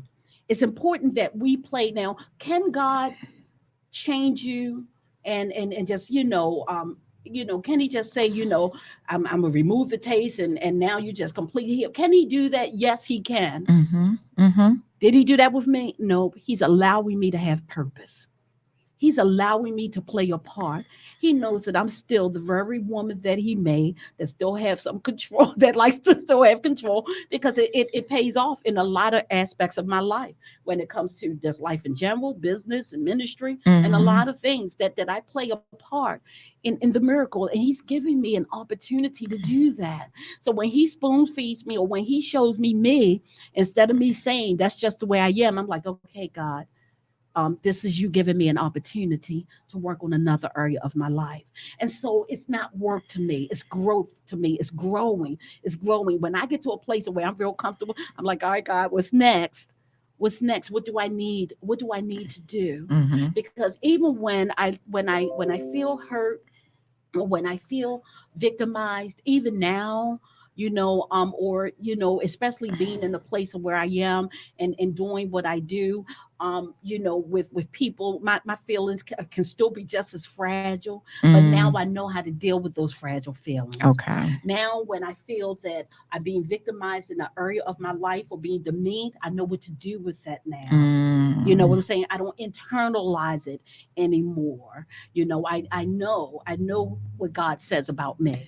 I know the woman that he says that I am. I know that I'm living off of his peace and his joy. I'm not going to let this keep me up at night anymore. I'm not going to let it fester in my spirit anymore. And so the way that I do that and the way that I combat that is through the word of God, and reminding myself all the time, keeping a very comfortable line from arrogance and pride, and having confidence in Jesus Christ, and having confidence in the woman that God says that I am. And now knowing how to know the difference of when my pridefulness peaks his head, when self-centeredness peaks his head, and knowing the difference, that just because I say that I am the righteousness of God in Jesus Christ, just because I said that I am redeemed, just because I say that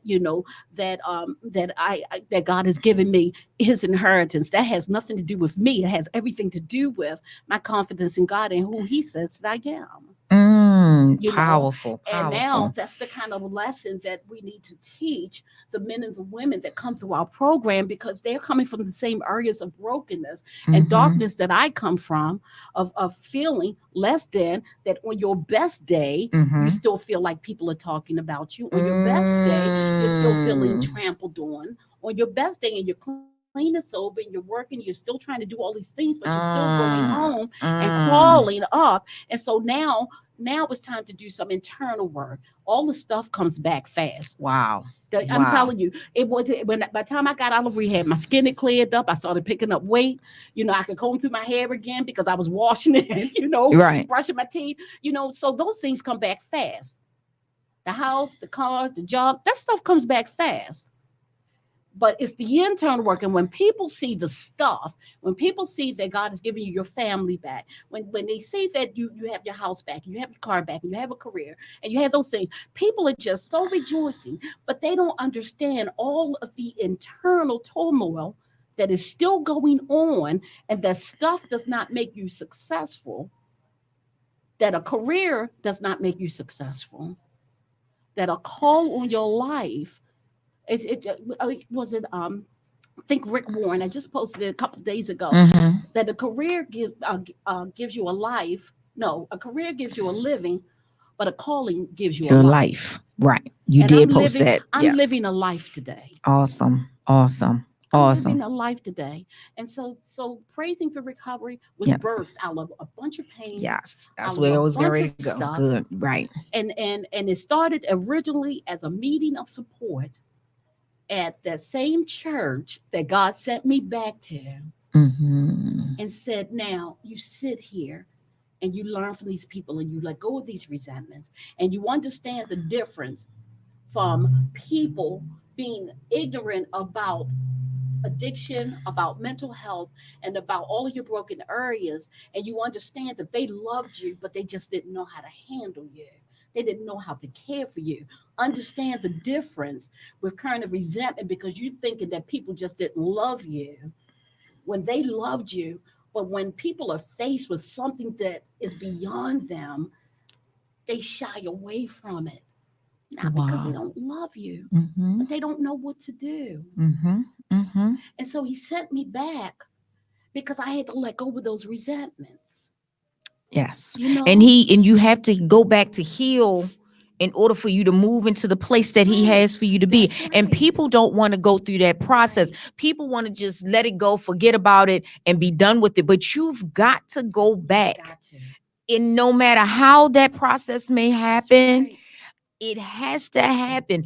Even if you don't always, like, you may not get to a place where you and that person or people have to talk about it in depth. It may not even get to that place. You may not even talk about it at all. But the thing is, God wants you to you got to be at a place where you're not running from it. Exactly. You're not afraid of it no more. That it's not controlling you anymore. That you don't see that stuff like that anymore. Because at any point, it can come back if you don't deal with it. That's right. And it comes back, I believe, Lisa, now this has just been my experience. It comes back with a vengeance. Like it's worse that next go round. Right. Exactly. Okay. Exactly. Okay. And it's the preacher telling her that. I'm just, saying that. I'm just saying, for me, I've experienced not just for myself, but other people. And I'm telling you, Lisa, it seemed like the second go round, it's like, it's more abrupt, it's more worse, it's more, That's right. Exactly. And it's like, wow. Exactly. Hence, going back to your secrets will keep you sick. And if you aren't willing to at least share with God, that's going to be the all-forgiving God, that's going to be there with you and teach you, and the Holy Spirit is going to have hands-on personally with you to walk you through all of this. If you're not willing to work on it, it will always come back. It might be years, and but it's going to come back. And so when God sent me back there, that was one of the first questions. Why I gotta come back to why are you making me revisit this, Lord? Right. What didn't I get? I thought me getting hit, me getting well. That's right. Me going in recovery. Right. Oh, I know what you was thinking, Lisa. You know, I went in recovery. I done got myself together. Why I gotta go back? That's right. That's right. Because I've been there. I've been there where you saying, why I got to go back and revisit this when I've done this, Lord. I thought I did it right the first time. Yep. And those were his words, because now this time you're going to get it right. Now, this time, because it's not even to say that this is where I'm going to leave you, but you won't be able to leave the same way you did the last time.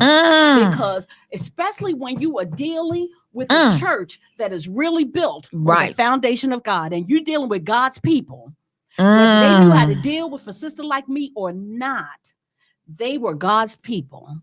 And that I had to go back and release that resentment. Little did I know that releasing that resentment and going back and visiting that Girl, you freed yourself. became a pattern for my entire life. That when even now, even today, when I feel things that are different, I'm like, this is a negative, something's going on. I'm telling you that the scripture about let a man examine himself, that discernment, that thing is deep, and it should be done more than 2 minutes before we take communion. Right. Like they need to start the month before, like the last communion. Examine yourself from the last communion. Keep examining every day till you get to the next one. Right, Lisa. So even in working on myself, I have to still be aware of my compulsive, addicted behavior to make sure that I'm not pinning myself, because see, the enemy is still prevalent and the enemy is still there, and you can take something good and make it something bad. You know what I'm saying? And I know that to be factual, because in the midst of me being very hands-on with what I think, what I say, and the way that I live, I started falling into a trap of feeling less than, because it's part of my ministry of where I have to talk about my brokenness. It's part of my freedom of being transparent. And I also know something about holy testimony. Holy testimony does not implicate, never will implicate anybody else in their mess. So when I share my stuff, that's exactly what I'm sharing. And I've had people come and be like, well, you're so transparent, I won't do that. And they'll start sharing. And I'm like, oh no, you're pulling up names, you're saying this, Wow. And so you have to be careful in your transparency. It's not everybody's job to be transparent. And Correct. as transparent as I am, I still have to take some of my stuff to the grave. With as much as I share. Absolutely. Because this is about God freeing me. This ain't about me pulling covers up off of nobody else. And that's why people don't understand, just because you're being transparent and telling your story, you don't have to use other people's names, because this is about you being free, not them being free. Because if they're going to be free, they're going to be free, but not on you. That's right.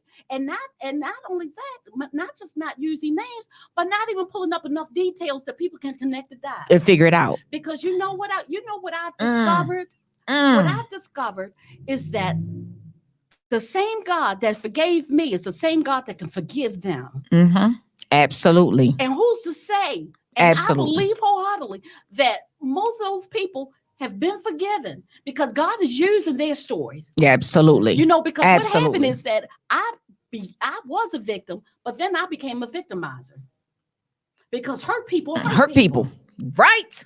And so I needed a level of forgiveness. I needed a level of forgiveness that was way deeper than what was done to me. You understand? And so God had to quickly reveal to me, oh, you better not hold the resentment. You better, because with the amount of forgiveness I have to extend to you. Right. What I did for you? Yeah, what? Yeah. Yes, So Lord. Okay, so let's go. That was ministry right there. I appreciate that. I appreciate that, because somebody needed to hear that. Amen. Somebody needed to hear that, because people feel like, I went and got help. I did this. I did that. I did this. I did that, Lisa. But they really don't realize they did not. They're not going to really be healed in the way that God needs them to be healed unless they do that. Yes. Unless they make some of those steps. You got to revisit, but that's not, you don't stay in that place. You don't stay in that place. You revisit for a purpose. That's right. To get the freedom that God needs you to be freed from. And the only way you're going to be free is that you revisit it in order for him to take you down the path that he can continue to take you down on. That's right. So trust and believe. That was such in timing. Like it was so needed because people fail to realize that. And that's where people mess themselves up. They feel like they've done all that other stuff, but I'm good. No, you're not good because you really haven't doubt. You really haven't healed. You feel like you're good, but you haven't really healed. Right. They get stuck in the process. Yes. See, the thing about a process is that it is meant to move you to another level. Mhm. It's meant to have progression. Yes. In the process. Absolutely. But we get in the process and we get stuck. And then we can't figure out why we're not growing in this area, or why God isn't showing up in this area, or why we can't have prosperity in this area of our life or that area of our life. And whenever I feel that I'm stuck, I always have to revisit my process. And I said, no, because a process, is a stirring up. A stirring up. And so this stirring up needs to occur. But then when we get still, the stirring stops. Just like if you sit in the bath water, when you move around, your water moving around. But if you fall asleep, everything sort of becomes still. Mhm. You know what I'm saying? And when you wake up, the water ain't hot no more. You done Like, lost all ooh, your like, bubbles. ooh, right. Ooh. And you got scum going all around the top Right. because you got stuck. And that's what happens when you get stuck in the process. And so there's a progression to life. There's a progression to growth. And the good thing about Christianity, the good thing about recovery, the good thing about growth is that it never stops. Forever. Never stops. You should never get satisfied with plateauing. I could have easily said, okay, well, we got the meeting of support. That's how we started. Because that's all God called me to, was a meeting of support of where church folk could come and acknowledge Jesus Christ as their higher power, that have been delivered or that are looking to be delivered from drugs and alcohol. Little did I know, I had no idea that church folk didn't like to talk about those things. They don't. So They don't. That's why families end up the way they do, because they don't like to talk about it. And I can say that because I see it, because it happened in my own world. So when people don't want to talk about something, it then puts things in a whole nother place. That people don't get the help that they really could get. And then you become like my family. They cover up and they hide, they hide and stuff, and they covering up and they fixing it. And they want to give you just to keep you moving. Like, just go on, like give you what you, instead of getting the help. Let me tell you, when God told me to start that meeting of support, and everybody was so happy when I came to church. So it started as a meeting of support in the church, just like a little organization in the church. Yes. Okay. And the Lord gave me enough sense to and he gave me the name Praise and Recovery, but he also gave me well, let me just say, we started this meeting of support. Okay. So the church people were so happy to have me back. Everybody came out to like the first few meetings because they were just there. But when they started hearing me share, they was like, are we gonna have to do? Are we gonna have to do this? Wow. So little by little, it dropped off. And so, being the woman that I am, and because the Lord started saying, "Go outside the doors. Your church is in a perfect location that needs help." I went outside the doors with my little flyers that I made up on my little Word doc, and the little cut and paste of little country people, and started passing out flyers. And I felt some kind of way. I felt a little embarrassed, and then the Lord reminded me, you was out here begging for dollars and stuff. I'm gonna use all now beg for people to come in here to get the help. Yeah, exactly. I'm gonna use all of that stuff. And I remember the first time I ran into a dude that I used to trick with.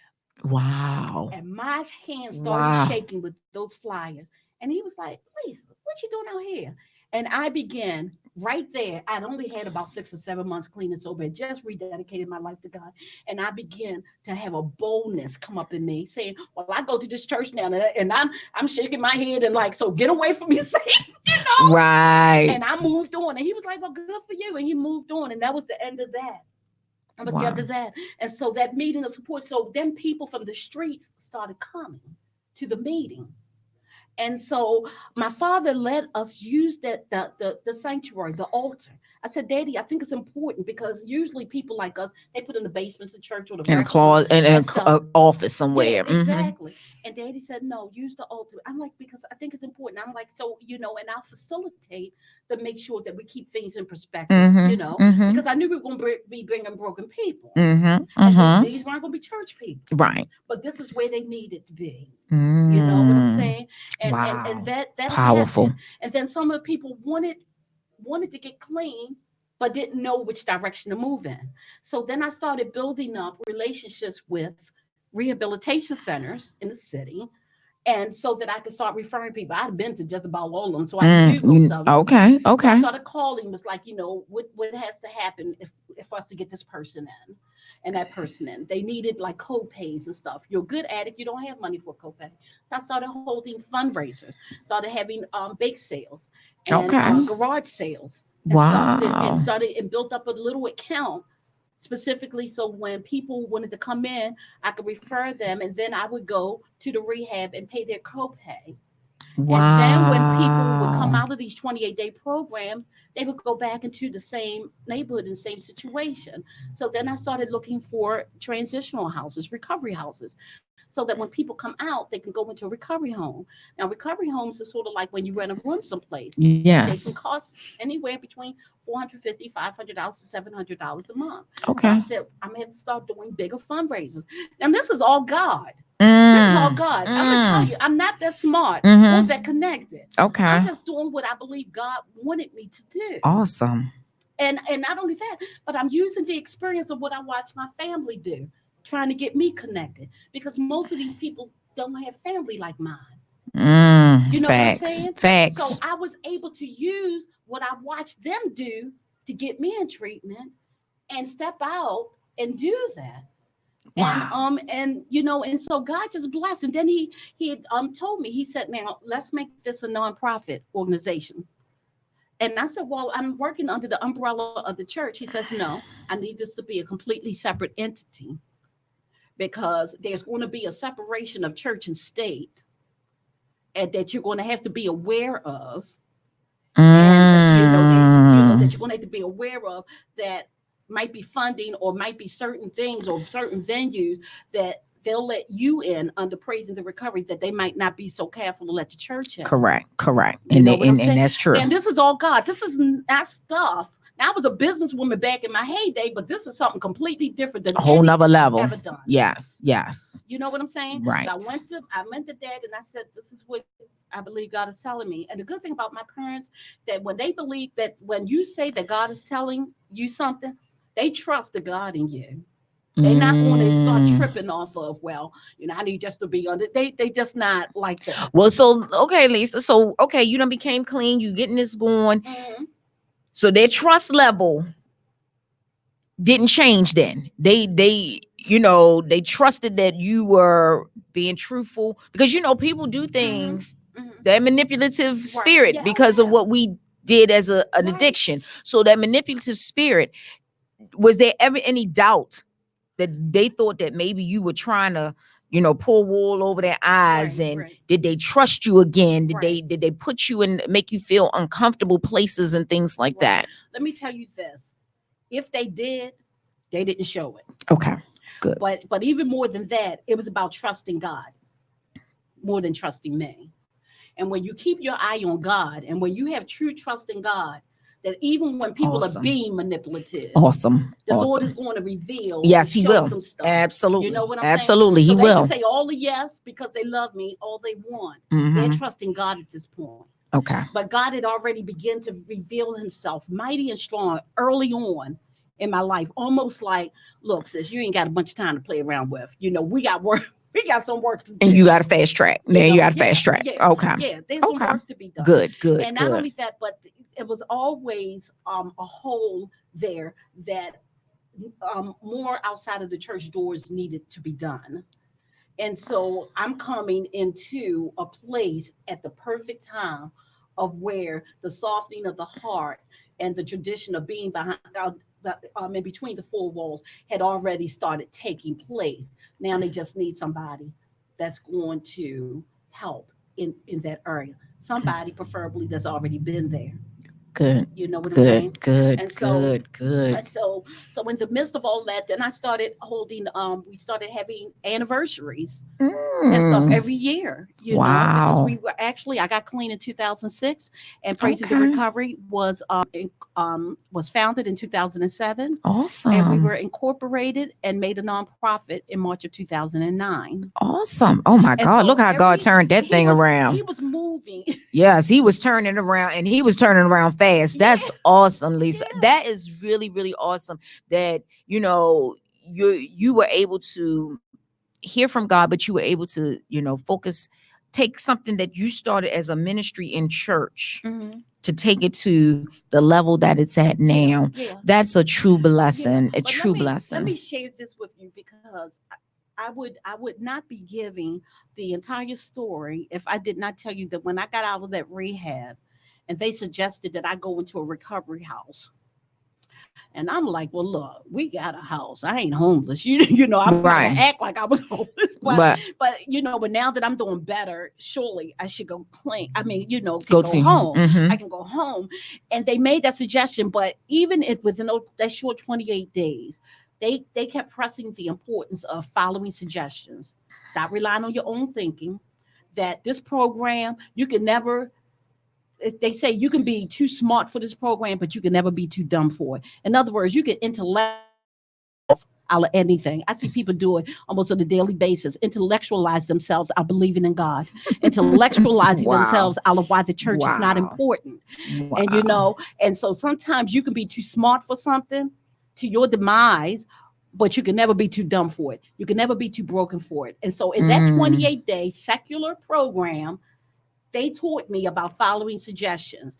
And so although I didn't want to go into a recovery house, I've decided to follow suggestions because why? I looked at all of my thinking, my very best thinking got me that life that I used to live. So I already knew my thinking was for the birds. You know what I'm saying? And so when I went into this recovery house in an area in Harford County, and I'm a Black woman of a certain age, and I'm in this program surrounded by women that did not look like me, did not go to the level of darkness that I had been through, that didn't they didn't know anything about growing up in Sandtown and going to church. You know, they were at a different income level. The way that they lived was completely different, you know, than me. And when I got there, of course, I began to bark. You know, are you kidding me, God?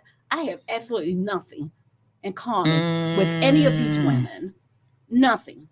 And you know, and I would buck the system because I was still hood, you know, so I would buck the system. And you know, when I would play the race card, you know, because when they would tell me no, well, see, if I wasn't Black, you would probably tell me yeah, you know, so I still had stuff, manipulation stuff, which you were just talking about. All that stuff was very real. But everything those people told me to do, whether I bucked up against it or not, I still had in my mind to follow suggestions. Follow suggestions. And every time I would follow the suggestion, God would make himself known. Something good would happen. And I had one thing in me, if I had nothing else, and this is all before I rededicated my life to God. All before, even that, I had one thing. I had a desire to stay clean and sober that overrode everything. And that makes the difference. When you have that desire to do that, your path, no matter what, will definitely be different. It will soar. Even if and people, you know, bear to differ with me on that, but even that person who never takes that step back into their life with Christ, if they have a determination. Now, and I'm not saying they could never come to Christ, but there's some people who, like you, they walk away and never go back, or they go back at a very long time in between their decision to become clean and then their decision that they want to go back to Christ. Yes. So it's definitely a path that can be path differently for everybody. Yes, indeed. So with Praise and Recovery, let's hear about where they're located, what kind of help services you do offer. And then I know you said you have an event that's coming up. Let's share all of that good information. Okay, so in lieu of us sending other people to other recovery homes, the Lord finally laid on my heart to open up my first recovery home, which is Oh my God, the Trinity to Recovery God House be for the Men. glory. Yes, and so the Trinity Recovery House for Men opened about six or 7 years ago. So it's only for men. It was so only far? for men, which I realize now. Again, I barked because why in the world am I opening up a transitional house for men? Because And- sometimes they do get the short end of the stick in the help area of some of that somewhat. Well, let me tell you this. There are way more transitional programs for men than for women. Oh, wow. And that is because men actually have. So they don't be wanting to go to them. Is that what you're telling me, Lisa? No. Men have a better opportunity of going to long-term recovery because women are usually, unfortunately, the heads of their households now and have children. So women don't always have that opportunity to be able to invest long-term into their recovery because they're still the head of their household, whether they're addict or not, still mothers, still taking care of their kids to the best of their ability. And they can't and they can't have that opportunity Wow. to invest in themselves as much as men do. Wow. Okay. So of course I chalked it up to the part, well, maybe it's just good business sense because more men go into treatment. What I began to discover is that God was still doing more work on me, that he had to change the way that I interacted with men. See, my history before was that men always wanted something from me and I always wanted something from them. But God was teaching me how to give sisterly love, how to care for men without expecting anything from them, how to interact without feeling threatened that they were going to harm me. And I'm telling you, when I got that revelation, it almost floored me of how gracious God is. That He's teaching me how to respect men. It's going to make me a better wife. It's going to make me a better mother to my son. Because I can still be very disrespectful because that's just who I am sometimes. And so God is teaching me how to extend grace, how to listen. So I'm dealing with broken men that need my help. So that meant that I had to listen to them. I had to listen to them whine sometimes. I had to listen to them talk bad about women sometimes and their true feelings. And I still had to be able to love them, give them constructive guidance and wisdom from God, not my own advice, nor take it personally that they were attacking me. God does everything so very intentional. Yes, he does. So very intentional. Wow. So he knew that at that time of my life, this was going to be an area that I was going to have to work a lot on. Stop going back and forth, running my mouth with my husband when he says stuff. Learn how to just listen to him and stop always being so flip with your mouth. Wow. And always gotta have a comeback. Wow. You know. And I'm pretty slick with my comebacks Wow, too, you know. nurse. Yeah, you know. I know you talking to the choir over here, right here, girl. This one right here. Oh, Jesus. But he did that on me. God had to really, and he's still working on me every day because, but it's definitely, don't worry about it. We don't have a show for a minute. Yeah, he still works on me with that. I can truly say with his grace on me, he has really worked on me over the years. Because like you said, you was a comeback girl. Yeah. I'm a comeback girl. Like it was like you shoot, boom. I'm coming with I'm coming with automatic. Right. You coming with a revolver. Right. I'm coming with an automatic. Right. You know what I'm saying? That's just how I was. And can be. But I thank God that every day he still continues to work on me. Yeah. So what are the activities that you have coming up, the events that you have coming up right now? So needless to say, both houses, I have the Trinity Recovery House for Men, Covered Bridge Recovery House for Women. Both houses are now located in Harford County. Oh, God has blessed us. We have beautiful homes there, and beautiful staff people and volunteers Okay, and okay. a wonderful governing board. And but we have a fundraiser coming up. We do a couple fundraisers a year. We do a golf tournament every year. Okay. That's usually held in spring. But our fundraiser that's coming up is Friday, November the 22nd, Okay. 7 p.m. to 11 p.m. And this is Praising the Recovery's first gala. Awesome. And it's a semi-formal event. Okay. And it's being held at Martin's East, Okay. which is 9,000 Pulaski Highway, Middle River, Maryland. Okay. And tickets are $75 Okay. each. Okay. That does include your dinner. The program it is a fundraiser. Okay. We have an amazing band that's Okay. coming, so it's going to be some dancing. Okay, We have silent awesome. auction, Awesome. and we Awesome. have a raffle, half and half. Awesome. Or what is 50-50? 50-50 raffle. Okay. 50 raffle, Mhm. and all the proceeds go directly towards our transitional House. program. Okay. Okay. Mhm. Okay. Yeah. So one has to be, do they have to be in your program in order to benefit from being in your housing program? They have to be in Praise and Recovery for services in order for them to get services in the housing. Okay. Well, see, at Praising the Recovery, what people do is they originally just have to call. Now we only take people that are coming from a rehabilitation program. Okay. So they have to have a certain amount of recovery when they come to us Okay. and come through a referral. Okay. So they can call the office Monday through Friday, 10 a.m. to 4 p.m. The number is 443-484-7685. Okay. Again, that's 443-484-7685. And we would set up an assessment or interview. Okay. Telephone interview if they are in a rehab that's outside of the area. If they're in a rehab that's in the area, then we'd like to do a person-to-person interview. Okay. They can tour the program. Not only do we see if they are a good fit for our housing program, we want the client or the resident to also feel that they're a good fit Okay. for our program. Okay. And Okay. so we connect them outside of our organization with the health department or other substance abuse counseling programs. So we partner with several different organizations to make sure that that person is receiving everything that they need in Okay. way of recovery. Okay. We are a faith-based organization, but we're also very much a 12-step program. And so Okay. that means that they do have to attend their meetings. They have to get a sponsor, get a home group, work on the 12 steps. Okay. And yeah, they have to get up in the morning and do chores. It's a self-sufficient program, so that means that they do have to work or be in school or volunteering, depending on where their level of income is. Okay. We also assist them with their program fees or with their budgeting. So Mhm. when they work, they turn their checks over to the program. Mhm. We set up accounts for them.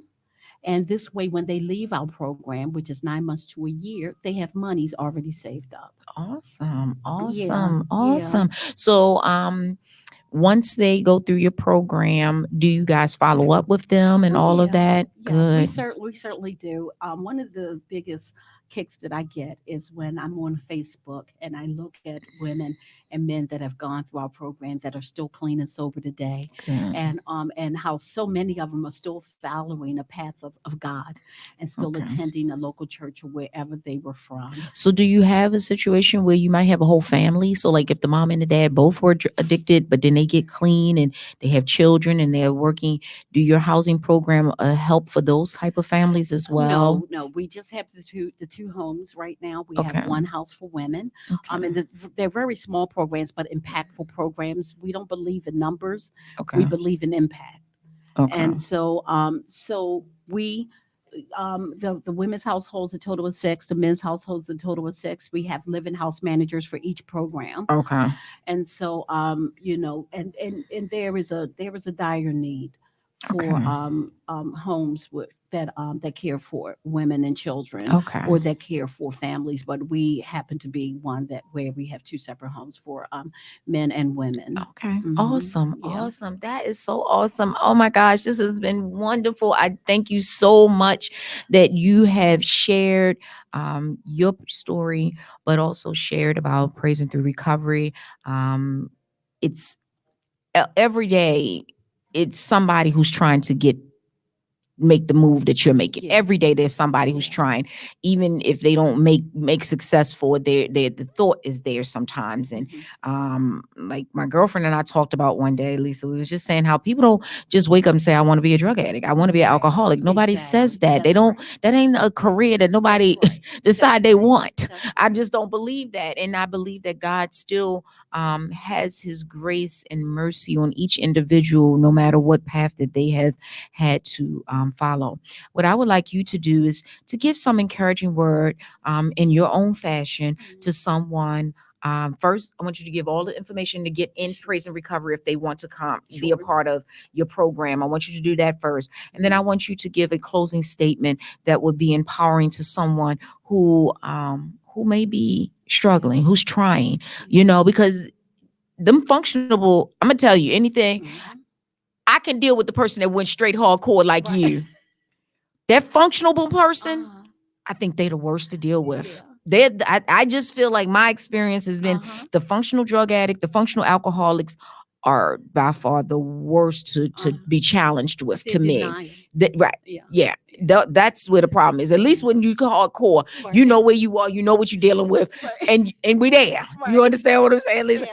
It's the one that's not, and so I would like for you to give something after you share how if one wanted to be a part of praise and recovery program or need some help, want to share with someone to get some help, give that information. But then I want you to also give some encouraging word to some brother or sister out here. Sure. Again, if you yourself, or if you know of someone that might be in need of our services, or might just even need direction, please feel free to give us a call Monday through Friday, 10 a.m. to 4 p.m. Our office number is 443-484-7685. Again, that's Praising Through Recovery, the Trinity Recovery House for Men, the Covered Bridge Recovery House for Women, 443-484-7685. If you have someone that is struggling in addiction and you want to be a blessing to a program like ours, please consider becoming a sponsor or coming to our fundraiser on Friday, November 22nd at Martin's East. And you will be able to call that same number, 443-484-7685, to inquire about tickets. Go on our website, praisingtherecovery.org. You'll be able to see my testimony done by the Joyce Meyer Show. And so a couple of the testimonies of some of the clients that we have assisted as well. And just to learn more about our program. For that man or for that woman or that boy or that girl that's out there that could possibly be picking up for the first time, please let me just share with you that God really does love you, that there is no level that is too low, no sin that is too great, no broken area that is so broken that God cannot heal you, that he cannot, that he won't just leave you in the gutter, that if you just reach out for him, if you just cry out and if you just tell somebody that you are in need, God is capable of doing amazing things. Every day I walk through my home and I look at my life, I see what God is able to do with broken pieces. That even when man or woman still shy away from the woman I used to be, God is still using me in a form that I could not that I couldn't just do on my own. That when one door is closed in my face, God has opened up 5 other doors. And so be encouraged of knowing that your experiences can make up the man or the woman that you are.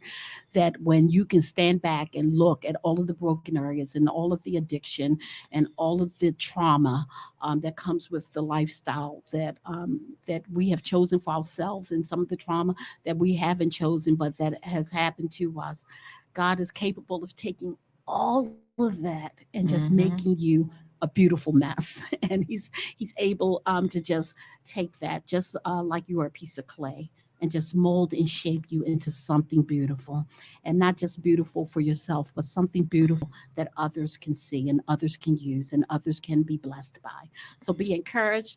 Know that you're never too far gone, for God to be able to come and reach down and to rescue you. God bless you. Thank you so much, Reverend Lisa Bryson. I appreciate you coming and sharing. I truly do appreciate it. I thank you, and I hope and pray that this story can be a blessing to you. I hope that our inspirational corner has been a blessing, as well as this marvelous path that she has had to endure, that it will show a purpose in your life or someone you can share with this week, or in the future, because we don't know what we may ever have to encounter. But we want to thank you for Praise and Recovery. We want to thank you for your ministry. And I just thank everyone for tuning in on today.